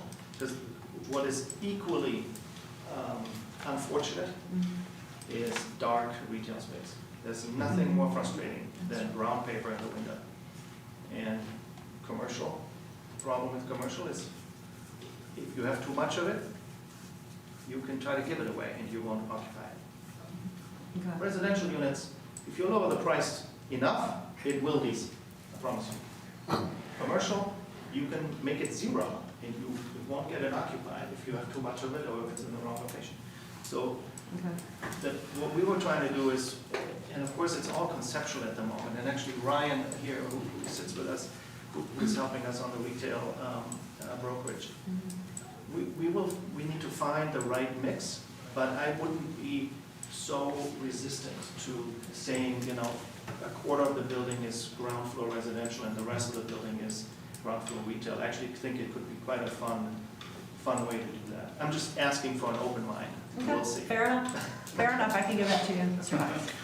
Well, and I guess this is where it gets a little, I'm just one of, 9 folks up here, but, you guys with the PUD, you have a unique situation where when it comes to our current parking ordinance, it's all flexible and negotiable at this point. And the next item on our agenda is going to be talking about if our current parking requirements are too much. I have felt that way. I know some other planning commissioners have mentioned, that we require too much parking in a lot of situations. So considering this is a PUD and it is a unique negotiative situation, I would almost encourage you to be bold on that with the parking as well. Okay. So. One thing for parking, I thank Myers for their 11-foot wide parking spots on Coolidge. You don't bang doors. Thank you. You're the only retail place I've been to that has that 11-foot designation for space, and it's just perfect. So I hope to see it here too. Probably won't be, that's what I'm hearing. What's the street that you said Brush and what? You were mentioning. If you go to Brush Street south of Mac, just make a left on Brush, if you come on Mac, and drive towards Comerica Park. And then you drive through what is called City Modern. That was the development. And City Modern consists of apartment buildings, townhomes, and some have retail on the ground floor. Unfortunately, most of it is vacant. And many of the apartment buildings take it down to the street level. And then you have typically a little patio, like a little concrete patio where you can step outside. It's urban. It's an urban environment for sure. And of course, this isn't urban, so I understand the conflict. But I'm just saying, It just jogged my memory. Someone had mentioned to me the yard in Corktown as an idea for outdoor And space. that is exactly what came to my mind when you said 50 West. Okay. Because that so is exactly that I was space. describing 50 West to someone and they're like, well, have you been to the yard in Corktown? And I didn't have time to go, so I looked it up and I was gonna put pictures of it, but then I thought maybe you know it because it's in Detroit. So you get my vibe, you get what I'm kind of talking about. So, I was actually at 50 West in March. oh, you were? In Mason, Ohio? Down there, we literally stayed at a hotel across the street. Yeah, that whole concept was pretty cool. Kids, yeah. it's right So, there. so another thing about that, like that boulevard towards the Meyer, imagine if you like cobbled that road. It would slow down the traffic and it would really give it that boulevard feel. You know, not cobbled necessarily, but you know what I'm saying. Change the stone. I don't feel your produce coming out though. No, I don't mean cobbled. I don't mean cobbled, but you know, something modern. I don't know what the term is. Does anyone have anything else before we, okay, thank you so much for your time. Thanks, everybody. I look forward to seeing you. Madam Chair, can I, 1 minute break? Yes, of course. Restroom break? So then one of us would remember it?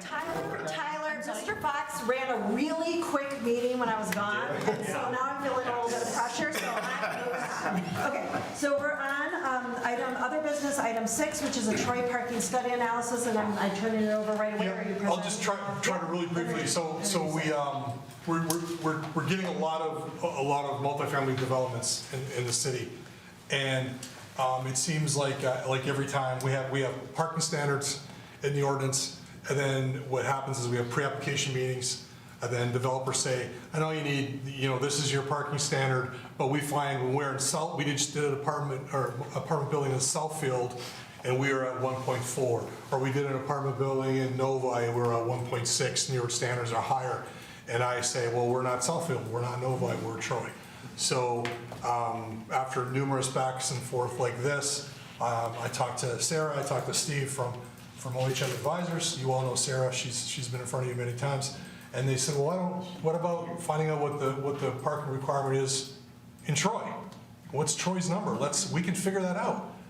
So we talked about it, and they thought, wow, that would be great if we studied 10 constructed multifamily developments in Troy and determined what that number was, so that we could come up with a number for Troy. Okay. So that's why we're here today. And so it's a parking study. We're just focusing on multifamily, contrary to what one of the emails that we got was complaining about. That was the plan all along for this first step. And with that, I'll introduce. Is that enough of an introduction, Sarah? Great. Okay. So, Thank Sarah you Merrill. for that introduction. Sarah Merrill with OHM Advisors. So a little bit of background. City of Troy ordinance is currently 1 space for studio apartments and 2 spaces for all other multifamily. So 1 bedroom, 2 bedroom, 3 bedroom, doesn't matter. An excerpt from the ordinance, city may grant deviations from off-street parking requirements. So that's where we've seen the big uptick in requests. So we've gotten Southfield, we've gotten Livonia, we've gotten downtown Detroit, we've gotten a host of requests from citing different communities. We know from census data that Troy has higher than typical vehicle ownership rates. Troy does have, generally more affluent population that translates to higher ownership of homes and higher ownership of vehicles. So if we look at the number of vehicles that each resident or each household owns, it does tend to be higher than the regional and the state average. So that was one of the things historically looking at it that has given us pause to, should we look at granting these requests from developers to deviate lower than that, going into other communities where their vehicle ownership isn't quite as high as we see in Troy. For this, we worked with staff and identified about a dozen different multifamily developments in Troy. In order to do the parking study, right now there's a lot of shared parking sites where there's multiple uses on the same site. In order to really drill down and say, okay, how much parking is due to the multifamily? We're looking at screening and just looking at standalone multifamily sites. So we came up with these 10 locations, and staff worked with the owners at each site and found out information on what % occupancy they're at. A lot of these are leases where you get some turnover. The average across all 10 sites was just shy of 96% occupied. So just tremendous demand for multifamily use. These sites are not sitting empty, they are near full. Across all 10 sites, just a little bit of background, it was 1,422 units. A mix of unit types, but predominantly 1 bedroom, 2 bedroom. Certainly some studio or what some developers called efficiency 1 bedroom, and then a small sampling of 3 bedroom units. Across all 10 sites, predominant parking type is just surface lot, no structures. Some handicap spots, of course, on all of these. Some of them have carports, and then some have garage spots, both 1 and 2 car garages. A little bit of background as we started diving into this. We've got information that staff provided for each site. So starting out something like this, looking at the breakdown of both vehicle parking spaces and unit type. And we visited every site and verified every space. So here's another one. This was Forum Flats, and I have some more pictures of this one. In order to conduct these studies, we actually went out in the middle of the night. So with residential use, middle of the night is when most people are home. So these studies were conducted between midnight and 4 a.m. And we actually went out with drones Lucky to be nobody able got to shot. fly the site. Sorry, what was that? So they're lucky they didn't get shot, is what Mr. Hudson said. It's a drone. The property owners were all really cooperative and generally very supportive of this. I think that's feedback the city's gotten over the years. A lot of these sites do have a perception of a lot of unused parking and a desire to utilize these sites better. So the property owners knew when we were coming out, and we went out in the middle of the night and flew a drone. Maybe 10 or 15 minutes at each location. It wasn't a long time.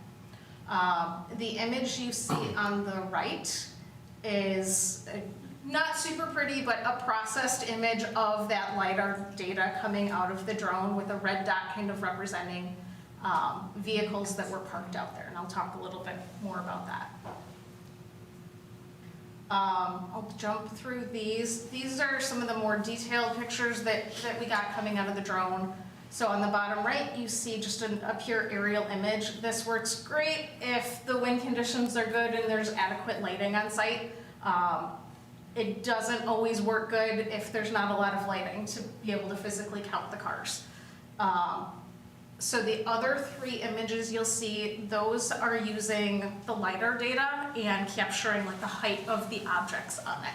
So you'll see that top left one is really screening for objects that are, basically car height. The top right, you can see some of the other objects being picked up on site, or the trees, buildings, stuff like that. And then the bottom left is just stacking some of those images on top.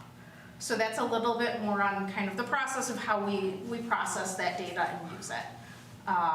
But it really does provide that, image is 1,000 words. So at about half of these sites, there were either garages or carports. So a few images on the left, we had boots on the ground, and we did verify each and every vehicle parked under carports or in garages. So we've got images of those. The one on the right was not taken at night. That was, I think, off of the developer's website. Most of the sites that had garages were 1-car garage. There is one site that had 2-car garages that I'll get into a little bit later. For the purpose of the study, we did assume, since we couldn't peek in garages, that there would be a car in every garage. And we verified that with the owners. I actually talked to the owners and said, "Is your experience that they're parking in the garage?" And they say yes, because they're paying a premium for the space. If they wanted to store stuff, they'd rent a storage locker. They're paying a premium to park the car in the garage. I keep jumping in, I'm sorry. No, it's great. Lots of data here. The key takeaway is going to be this bottom right corner. 63.4% is how full those parking lots were. That's 3.5, almost 4 cars out of every 10 sitting empty parking spots. On the right, you'll see the Gs. The G denotes the sites that had a garage. Again, it wasn't all of the parking on that site was garage. It was generally a small percent. With the exception of one of the sites, the rest of them were 1-car garages. You'll note, if you're looking at percent occupied, the ones with garages did tend to have a higher percent number of vehicles parked. Can I ask a question? Yeah. Are these numbers averages? Are these high-end? Are these low occupancy? So this was based, we went out last October, so it was based on a 1-night observation at each site. And is there a number you're looking for as an expert? 63 says low. Are you looking for 80, 90? What What are you looking for? I'm gonna flip that to you guys and say, what's the number you want to Well, be? because where I'm going is, and I own a couple businesses, and there's times when I'm 0, and there's times when I'm 50% full, and there's times when I need another 50 parking spaces. So there's times when Super Bowl's going on, and you don't want to have everybody several days of the year where you don't have parking, and they're going to start parking in other people's places. So I'm curious what that number should be from an expert. I'm not an expert. From a parking standpoint, we usually like to see 5 to 10% as just allotted for fluctuation. So misparked cars in the wintertime, maybe snowplows and things like that. Looking at these sites with almost 96% occupancy across, the lease rate, if you will, at all of these sites. We didn't need to really take that into account here. I mean, that's pretty much as close to full occupancy as you can get with folks, coming and going throughout their leases. Can I ask a follow-up question to that? So this is, you said one observation, right? You went out Correct. one day. Yep. Is that what you would typically do? Or to go to Mr. Beekner's point, if there's variability in the parking, would you do it over a series of days and maybe, I don't know, different seasons or something like that to get an average that might be more representative? That would depend on the land use for multifamily and for residential in general, where leases are longer duration, it's typically, usually a year lease. And when the buildings are near fully occupied, we have some general information that tells us residential uses doesn't get that big seasonal spike to it. If we were talking about a different type of use, absolutely. We do see fluctuations from January to June to July.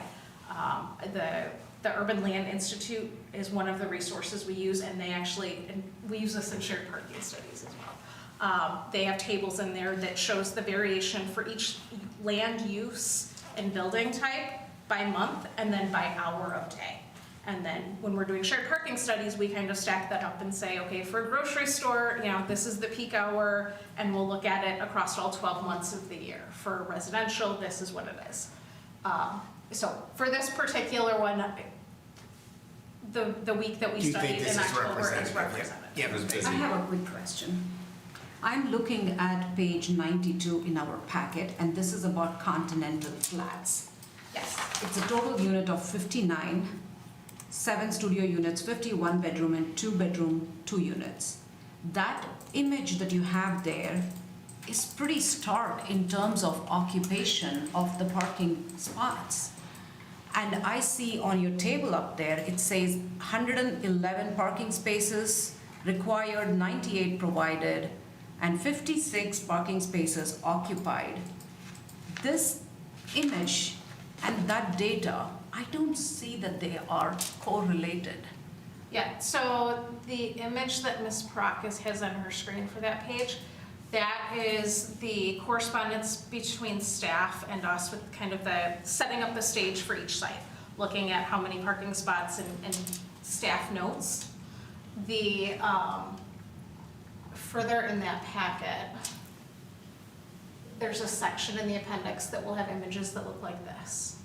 And that's gonna be the one you're gonna look for observed number. So page 92 basically isn't gonna It's match not the exactly, chart. oh, okay, got it. So the aerial image that you're seeing there, that's just an aerial image from Google at some most likely middle of the day when everybody's gone out. Probably at noon. Got it, okay.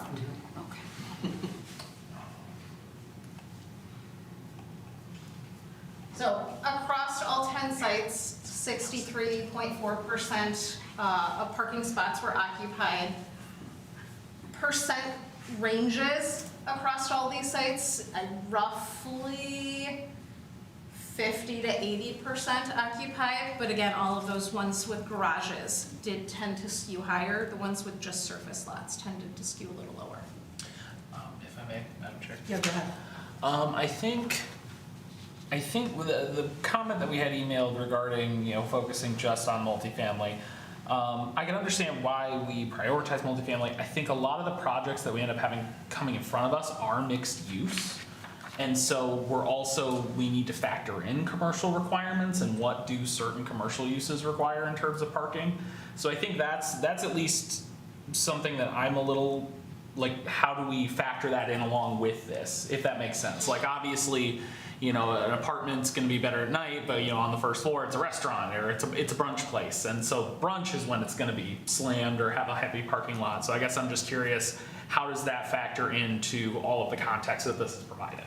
So right now, the City of Troy ordinance, when we're talking about shared parking studies, so when we have those mixed-use developments that might have some residential, a restaurant, maybe some commercial, whatever, we will go and look at the underlying Troy parking rate requirement. So, you know, the 2 spots per unit for residential, and then we'll look up what it is for restaurants, like 1 spot per 2 seats in the restaurant, those sorts of things.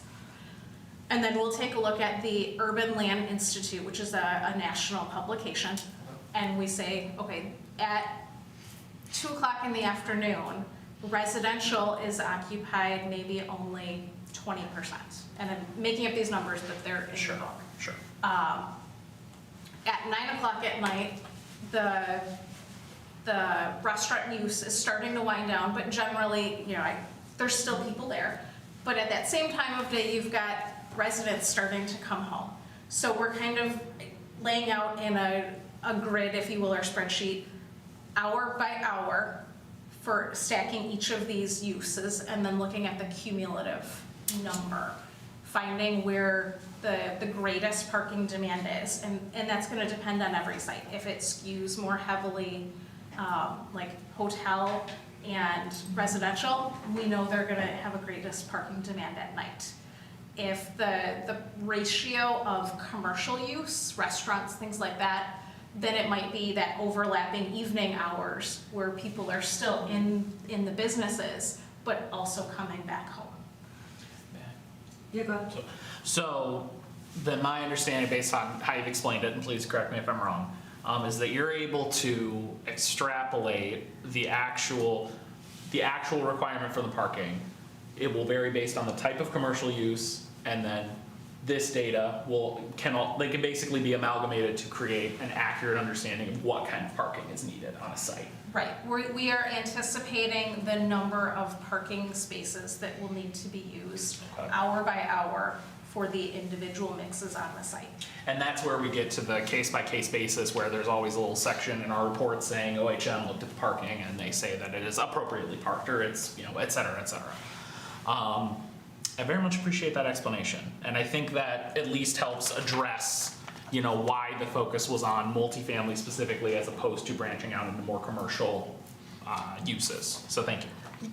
Can I ask a question about this? I thought, like, my understanding based on when you started, when the introduction was made, is that you were tasked with focusing on multifamily. That was what you were asked to do, and it's the first step. First step. So I don't know that we're not going to do another. I don't know that we're presenting this and then we're going to just extrapolate it at our meetings to try to figure out the restaurants. I thought that this was, like, this is a huge undertaking. This is step 1. Let's start with multifamily. Yes. Maybe next step is places of worship or whatever. Correct. Okay. Okay. Thank you. I guess with the shared parking study, one other thing to note, our presumption when we're doing these studies based on what's in the ordinance is the underlying rates used are based on the City of Troy rates. So if we're talking about residential, it's based on that, you know, 2 parking spaces per unit. If we were in, say, Southfield, if their rate is 1.5, they would have a lower threshold when we applied those percentages by time of day to it.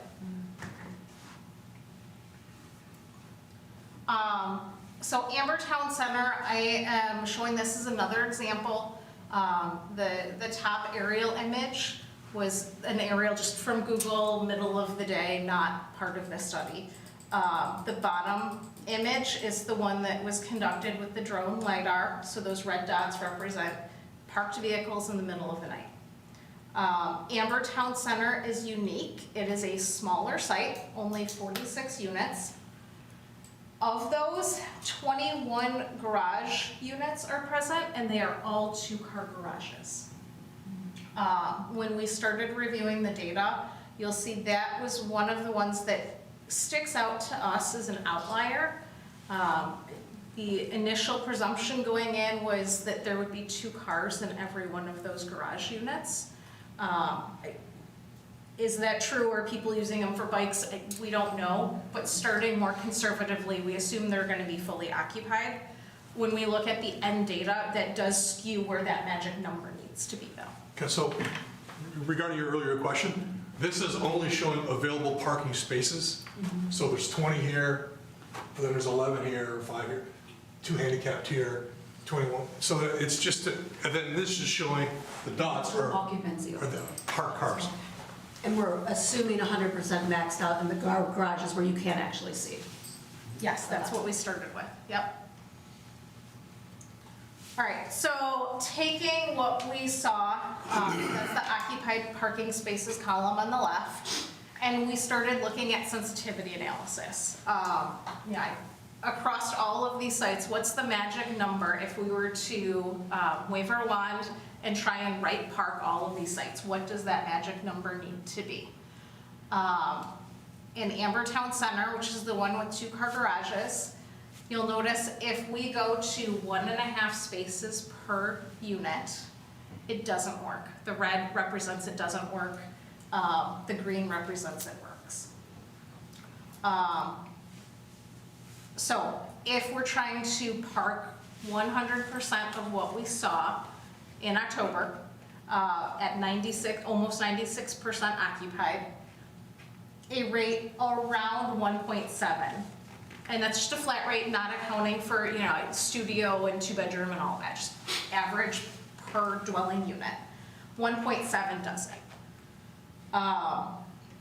If Amber Town Center, if we assumed a rate of maybe only 1.5 vehicles parked in those 2-car garages, 1.5 parking spots per dwelling unit would work for Amber Town Center and all the others. So again, not necessarily recommending a rate here, but just presenting for information and discussion. So let's state it differently. I keep jumping in. Like this is the heart of what we're doing. So 1.5 of the 10 we studied, every one works except one, which is going to be under parked by 8. And in order to fit that one outlier, we have to go all the way to 1.7 to fit that one outlier. I just want to say, this tells the whole story. This is a great slide. Thank you for doing that. Makes it easy to understand. And it was based on an assumption that all those closed Yes. garages were full. Yeah. Meaning, the assumption could be incorrect. It was very conservative. It's not gonna be any higher. Sure. Okay. So this slide, just putting out for discussion purposes, as the city of Troy looks to possibly update ordinances and right-size parking, what is that magic number? There's a lot of competing interests. Some communities, not many in Michigan, but some communities have done away with parking ordinances entirely. Ann Arbor was Letting the looking at that, market right? Which one? Ann Arbor? They might have. They have. If anybody's They going did to. They have. Yep. Is it working? Depends who you ask. You got now? Football game or not. It's Can I ask you a quick question?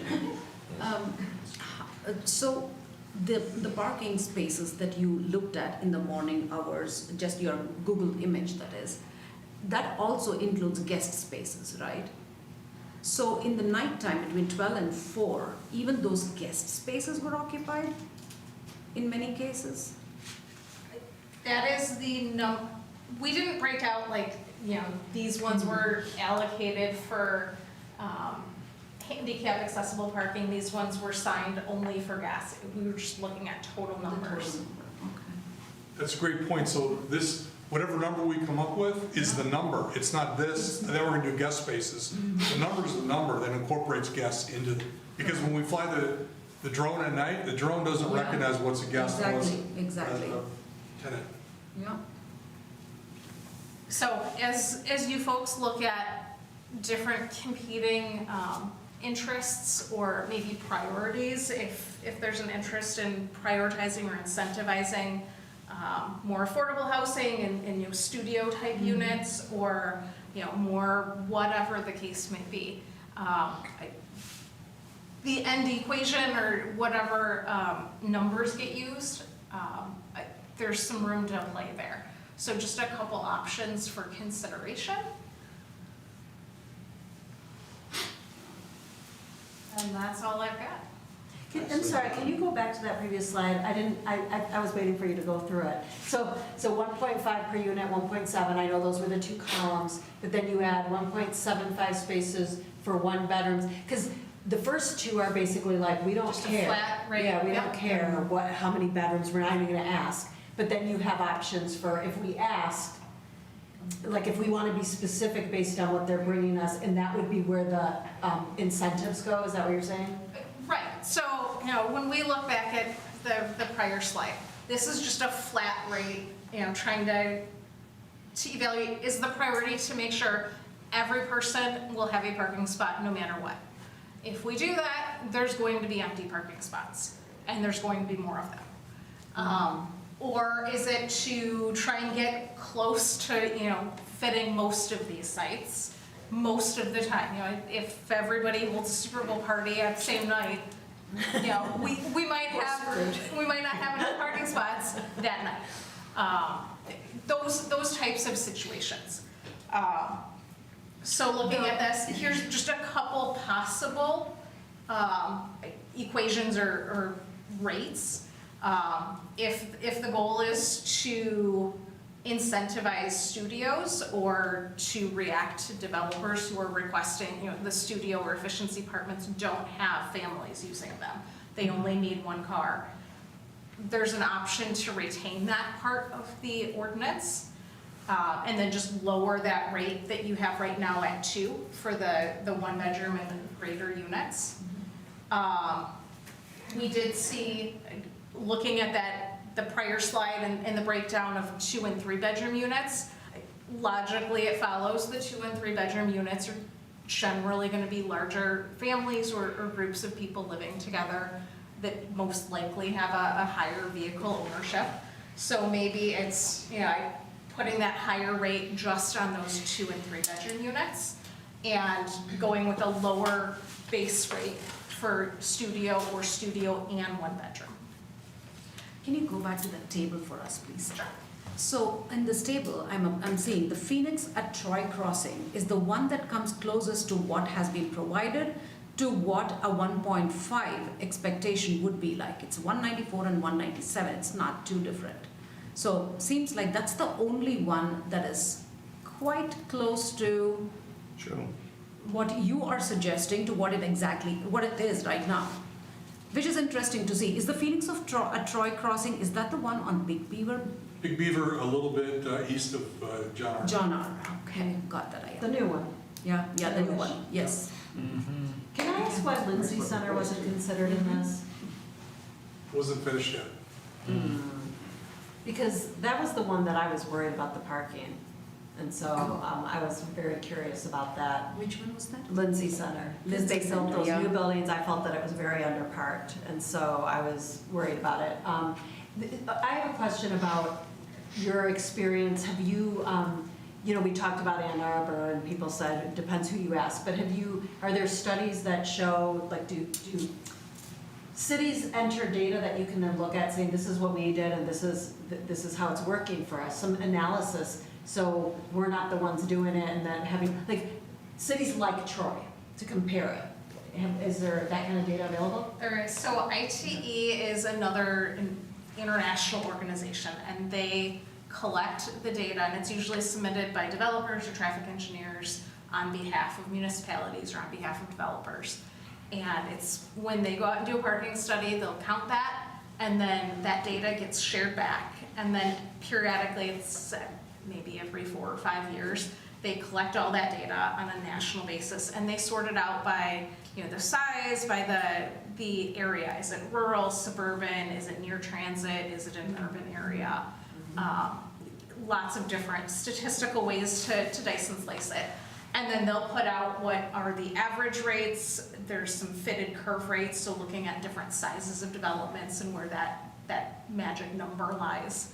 And then they'll put out 85th percentile is usually another one. You know, at 50th percentile, half your sites aren't going to have enough. So we look at 85th percentile. Some communities will use that average rate plus 2 standard deviations to come up with like a policy rate. Those numbers do change. And for the number of multifamily sites or any use nationally, the number of sites in that reference material represent a small fraction.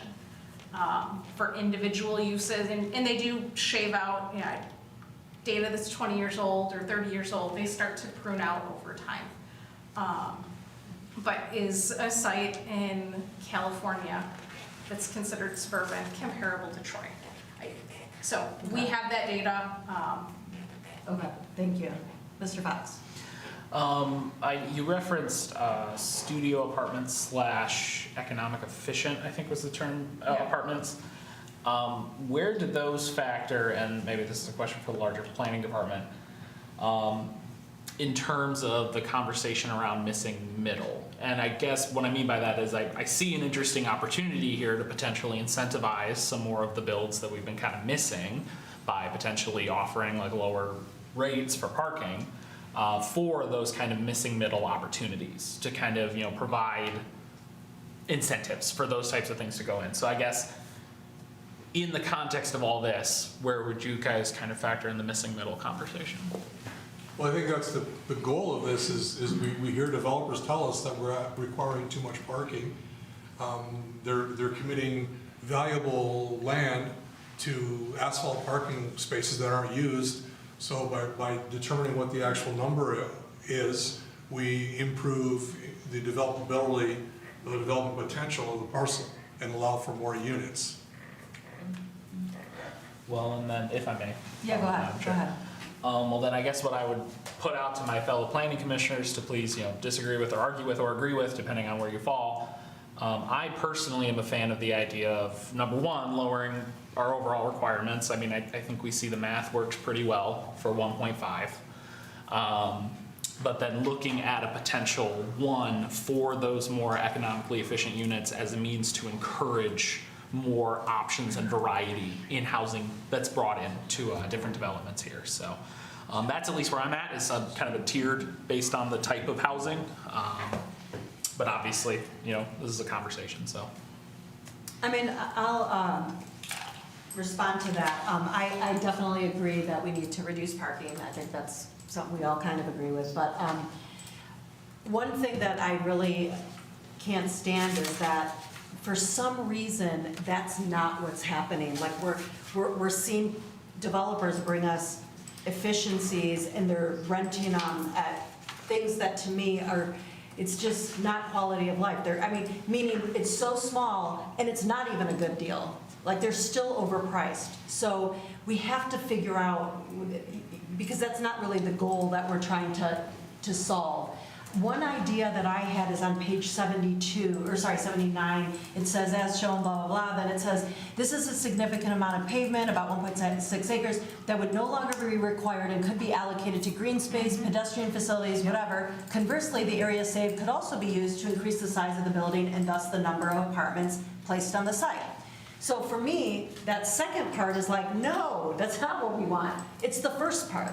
So like, what if we were to tie somehow in the ordinance, and I can't do it off the top of my head, and it would be something that you guys would have to sit and think about, but what if we tied the parking requirement, we said, for example, the parking requirement is 1.7, and then the open spaces as the zoning ordinance. But if you want to increase amenities, we'll lower that parking requirement to 1.5. And we can, I'm flexible with the numbers, but I'm just like incentivizing people to say, we're not going to let you do less parking and then build more units and make it more dense and charge a lot of money for it because you're just being greedy. But if you're going to do it and we're going to let you get away with less parking, then you need to provide an amenity to these people. Can I make a comment? Yeah. isn't the point to require the amount of parking that they need for the development? And because you're using it in a different way, you're using it to potentially get a different outcome. Not with the numbers I gave, because I gave 1.7, which is conservative still, to a 1.5. So I don't, it's not like I'm saying you can get away with a 1.0 and now we're worried that we're not parking. I'm still being pretty conservative. I feel like you're solving a different problem than the one we hear from developers. Right, the developers say you're forcing me to overpark the site. And the information says we're forcing them to overpark the site, or requiring them to overpark the site. I think, so we're trying to accurately determine what the ratio is, the by right standard is for parking. Well, I don't think the intent is to solve the housing crisis and the high rent, you know, what developers are asking for rent. I mean, one of the reasons, I mean, it's a good problem to have in some ways. You know, we've got really successful filled buildings. 96% occupancy is amazing, but now we've created a supply. Now there's a supply and demand. Well, there's a supply problem. There's not enough units, and so that's a different, related but different argument. I think it starts with coming up with what that number should be as a starting point, and then we can get into, you know, we do have minimum open space requirements for apartments. We can get into some of the nuances of maybe we allow for land banking, but it's an amenity instead of just being grass. It's an amenity. I mean, there's all kinds of different ways to think about this. Okay. If I may? Yeah. Sorry. Yeah, I guess to echo Mr. Sabadan's point and then kind of provide some context. I mean, Troy as a community, you know, our schools are really good. We're a desirable community to live in. And this isn't to disparage other communities, we are not the type of community that, barring the city creating a completely separate policy to like drive down prices, I'm talking like pilot programs, like barring some concerted initiative, you're not going to lower rent by and large through something like the parking requirements. What you can do is that you can increase the total amount of supply in the Southeast Michigan area. That is the role that Troy can potentially serve in kind of moving towards a longer term solution when it comes to housing prices and high rent prices. Because that naturally drives the price down. Because when there's more available, what they talk about in groups like YIMBY and different like housing advocacy groups is the concept of lifting the cap, where ultimately, you know, it works off of the assumption that if there is a better unit available, folks who can financially move into it will. And then that will ultimately be them vacating a less expensive, maybe less, again, I don't want to use the word desirable because it, you know, pits us like us versus them kind of thing, but I'd more mean like that unit that maybe is a little more affordable is suddenly open, and then somebody moves up into that, and then that opens up another, and then eventually you get the starter home opening up, because then it kind of goes down the ladder to eventually. So I think when I throw out the idea of like one per studio, you know, ultimately this parking is a conversation of how dense do we want to allow these developers to go, because their biggest limitation ends up being parking, one of their biggest limitations.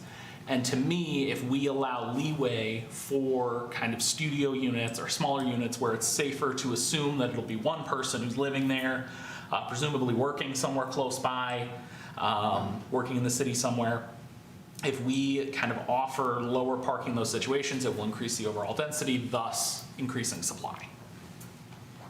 Long-winded, but yeah. Mr. Buechner. I think we can all agree no one's going to come up with an exact number for any of it. So we're looking at parameters. I like what Mariana's saying. You got a high number, and if you go with a lower number and you can bring more green space, I like it. It's an incentive. People want incentives.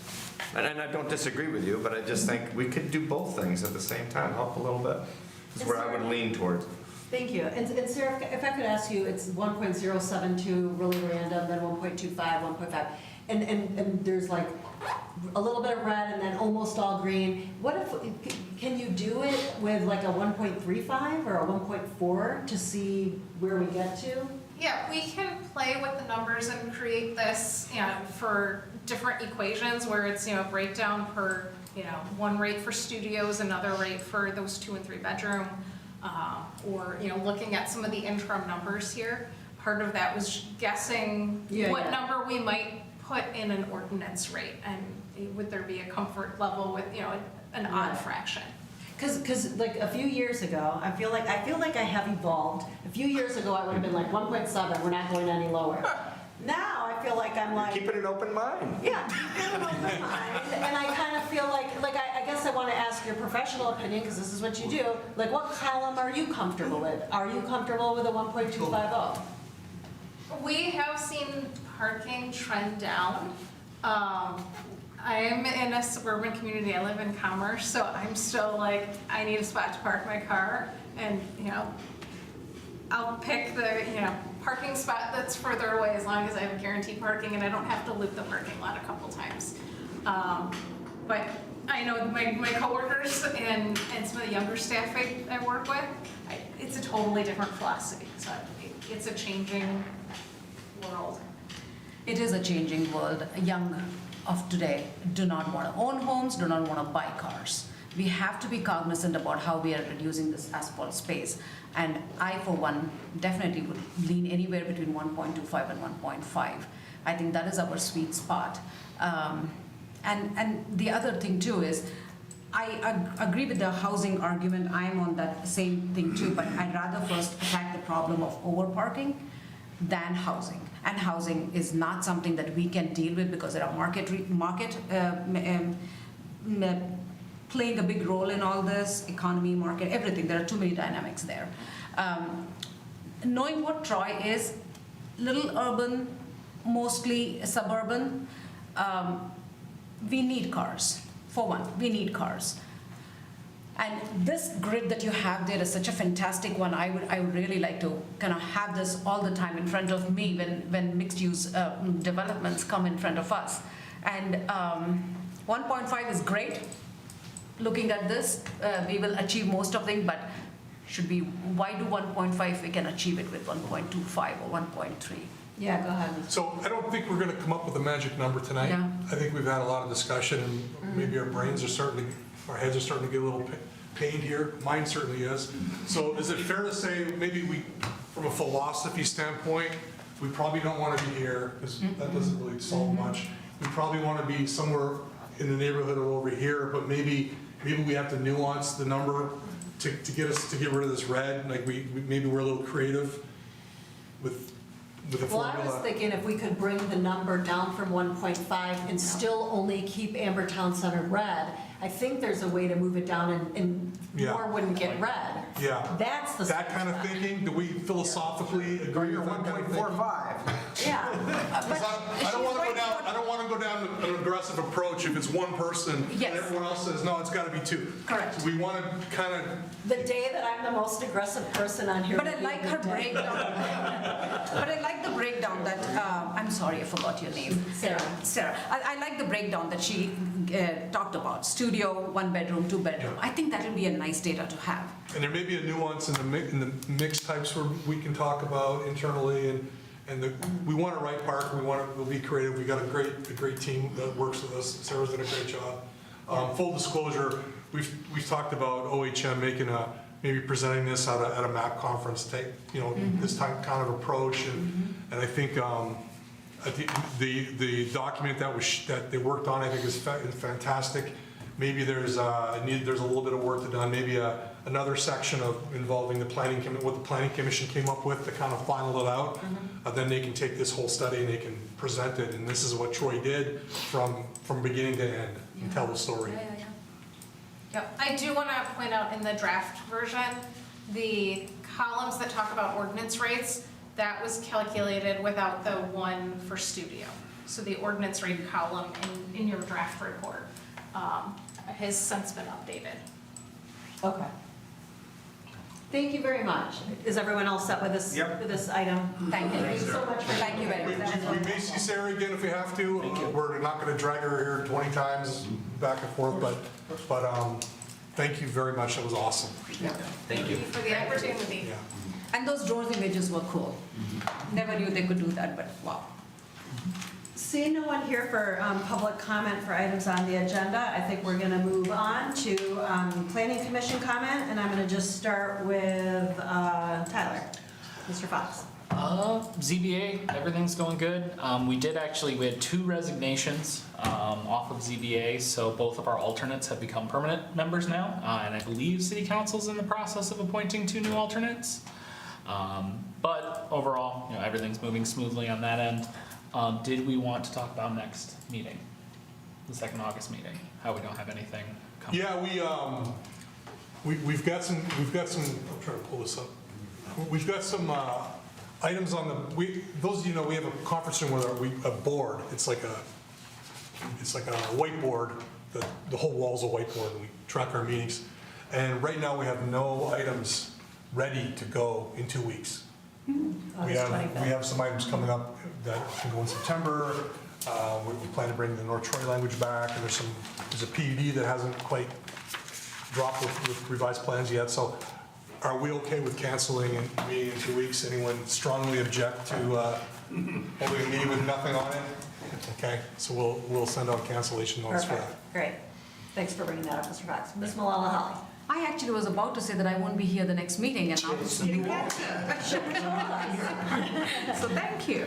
Mr. Hudson. Nothing, thank you. Mr. Faison. Nothing from me. Ms. Zarnicki? Nothing, thank you. Mr. Cagle? So, Mr. Ronstein? I wasn't going to be here at the next meeting either. But There we go. Mr. Beekman. That unit number 5 was just cool. I mean, that space has been vacant forever, so here's to what we do for a living here. Good job, guys. You know what I'm gonna talk about? I do. Please. Planners Gathering, the next one is August 26th. Again, it's a webinar from 10 in the morning to 11 a.m. And the subject matter is Oakland County Master Plan and Rezoning Review Process. Well, we've already been through that, but we'll just check against them and see if we did it right. I'm going to jump to Mr. Lambert. Just a clarification, at the last meeting I mentioned about one of our videos was missing from the city website for our meeting, but after the meeting, one of the gentlemen that runs everything here for electronic, he came and said it's not missing, it's just in a different place. So he showed me where it was. So it's actually out there, so. But for some reason, it was not in the normal spot that it appears on the city's website. So clarification. Yeah, Make thanks sure for the that city's update. not in trouble for hiding stuff. Second, a question. I know that in Rochester Hills and many other communities around the state, data centers are one of those big sore spots that are coming up. Is there any potential impact for the city of Troy with data centers? Or is the city too developed to be able to put a data center in? It seems to me, based on what I'm reading and what I'm hearing, is data centers are very attracted to communities with vast expanses of vacant land and land that isn't that expensive, as well as has the appropriate infrastructure. I don't think we fit what data centers are looking for based on how much land is valued here. I don't know if you have anything to. If we're really in the... Planning Association published about 2 or 3 months ago an entire issue on data centers, which was very interesting. So we're not pressured to approve the PUD to avoid a data center. Well, if we not be sufficient for them. If anyone's more knowledgeable, you want to chime in on if you disagree with what I just said? I'm doing data centers right now. I actually wrote the article in that magazine. I wrote the article in the magazine you're referencing. You did? Yeah, so it's a big issue. I was really impressed. I mean, that was High praise. It's an issue. You'd be surprised how many data centers we have in Troy already. But they're not the large scale ones we're talking about. There's a data center right behind Kmart headquarters, was a data center. Yeah. The ones we're most worried about are those large ones that take up hundreds of acres. I don't think there's a concern about that here in Troy. If you're gonna get a data center in Troy, I think you're gonna get a reuse of an industrial property that is a smaller scale. So there's certainly, if the planning commission and the council wants some protection, we certainly could go down a route of writing a data center ordinance. I don't think there's the concern that you would have in many of the other communities you're working in. I'm dealing with 5 data centers right now in our communities that I'm working in. So it's a bigger issue in these more rural, ex-urban kind of areas right now. Do you have a question for him? Well, yeah, and I guess if we were to hypothetically pursue some kind of, I know there is, it can be tricky with like legal challenges and everything that the data centers bring up if the city's denied anyway. So I guess my thought is if we were to look into ordinances, I would hypothetically want to explore ordinances that just offset the worries that come along with them, like something, you know, they need to produce power on site, they need to not be connected to our water so that they're not pumping bad stuff into our water, you know, those types of things. Again, it's not probably going to be a huge issue for Troy, but I don't know, famous last words, like oh, it won't be a problem at all. Yeah. Cut to a month later, and then suddenly it's an issue, you know. This came on our radar about a year ago, and we had just got past, I think, one of my communities, probably the most comprehensive data center ordinance right now in place. The problem is that it was such a new technology that we didn't have anything on the books anywhere. So we were drawing ordinances from other states and other places, and they have different rules and different regulations. So that's one issue. So I have an example that I could share with you all of a really pretty comprehensive data ordinance that's been reviewed by 3 different municipal attorneys, and we feel like it's pretty defensible. The problem, and Alan can speak this better than I can, is right now there's no case law on data centers. So we don't know what's going to happen. I mean, there's been the case people references, there's a Saline Township one, that's on Ann Arbor. The problem is people use that as a reference, but that wasn't a case law, that was a consent judgment. It was between the two sides. So as Alan can tell you better, we can write an ordinance, but until it gets challenged, we don't know how effective it's going to be. So we think we've written one that's really, really strong, but again, until you get challenged, you just don't know. Well, I mean, I guess my ask would be, like, to put it back on you guys, but just to basically, if you guys feel like we need, the city needs to pay attention and protect itself, that you would alert us so we know, like. We are. at this point, maybe We've talked about it, and right now I think we feel comfortable, but I think it's something we're going to keep monitoring. Yeah, monitoring the situation. Yep. Okay. And just to be clear, people watching, we have not received one request for data center. That's the first thing I say when I go to communities. We're writing an ordinance not because we've received a request, it's just to get ahead of the issue. So, yeah. Were you all set? Okay, Mr. Carlisle, do you have anything? Mr. Savadan? The presentation at the planners gathering, Scott Cree, he's the one who did the review of our master plan. He's a really good guy. He's a good friend of mine, and he should put on a good presentation. Read a little bit about him. Yeah, you're right. Should be good. Okay. I just want to say thank you to Mr. Fox for handling the meeting last time. You did a great job. I did play it back and watch it. I also want to commend Mr. Tagle and his firm for that amazing, beautiful, beautiful extension of the Boys and Girls Center. I actually watched it and then I went back and pulled it so I could actually see the drawings because I was so curious to see it, close up. I say this partly in jest, but also partly seriously. I drove by that building, tons of times without even knowing what it was. My kids now play basketball there and do things there, but with the new design, people are going to notice that building and they're going to want to get involved and be there, and they are going to see a huge bump in kids going there. And so I hope they don't have a parking problem, but it's probably a big problem. That's the whole thing I was thinking. Nobody asked them about the parking because they were like, oh no, we're not expanding. But with that design, it's going to draw in so much attention. The other thing I want to say for whoever's listening out there, I hope developers pay attention to projects like that. And I think that project does great things for the city of Troy because it's so different and original and beautiful. I mean, I just loved it. And no one's going to drive by and not notice that thing and have an opinion on it. And I would say 95% positive opinions. So I hope other developers get creative and start bringing us things like that.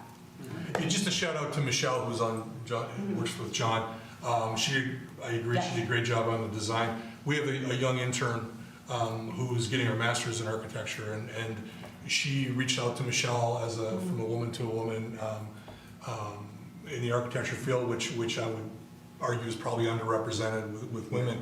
And she set up a tour. Michelle gave her a tour of the building. Oh, wow. They talked about architecture and, you know, challenges and opportunities for Sophia with in the architecture field. And she's actually told Sophia that she intends to bring her to some job sites and see projects that are under construction and mentor her a little bit. So Yeah. I really appreciate that, Michelle doing that. It's a really cool story, and I just wanted to kind of shout her out. Well, I appreciate that, and that's really critical for young people that are just starting. You know, I mean, you can come out of school, but the practical application of what we really do and handing a set of drawings to somebody who's going to build something, you really need to know more than, wow, that's a cool looking building. You know, I mean, you need to know a lot. So, yeah.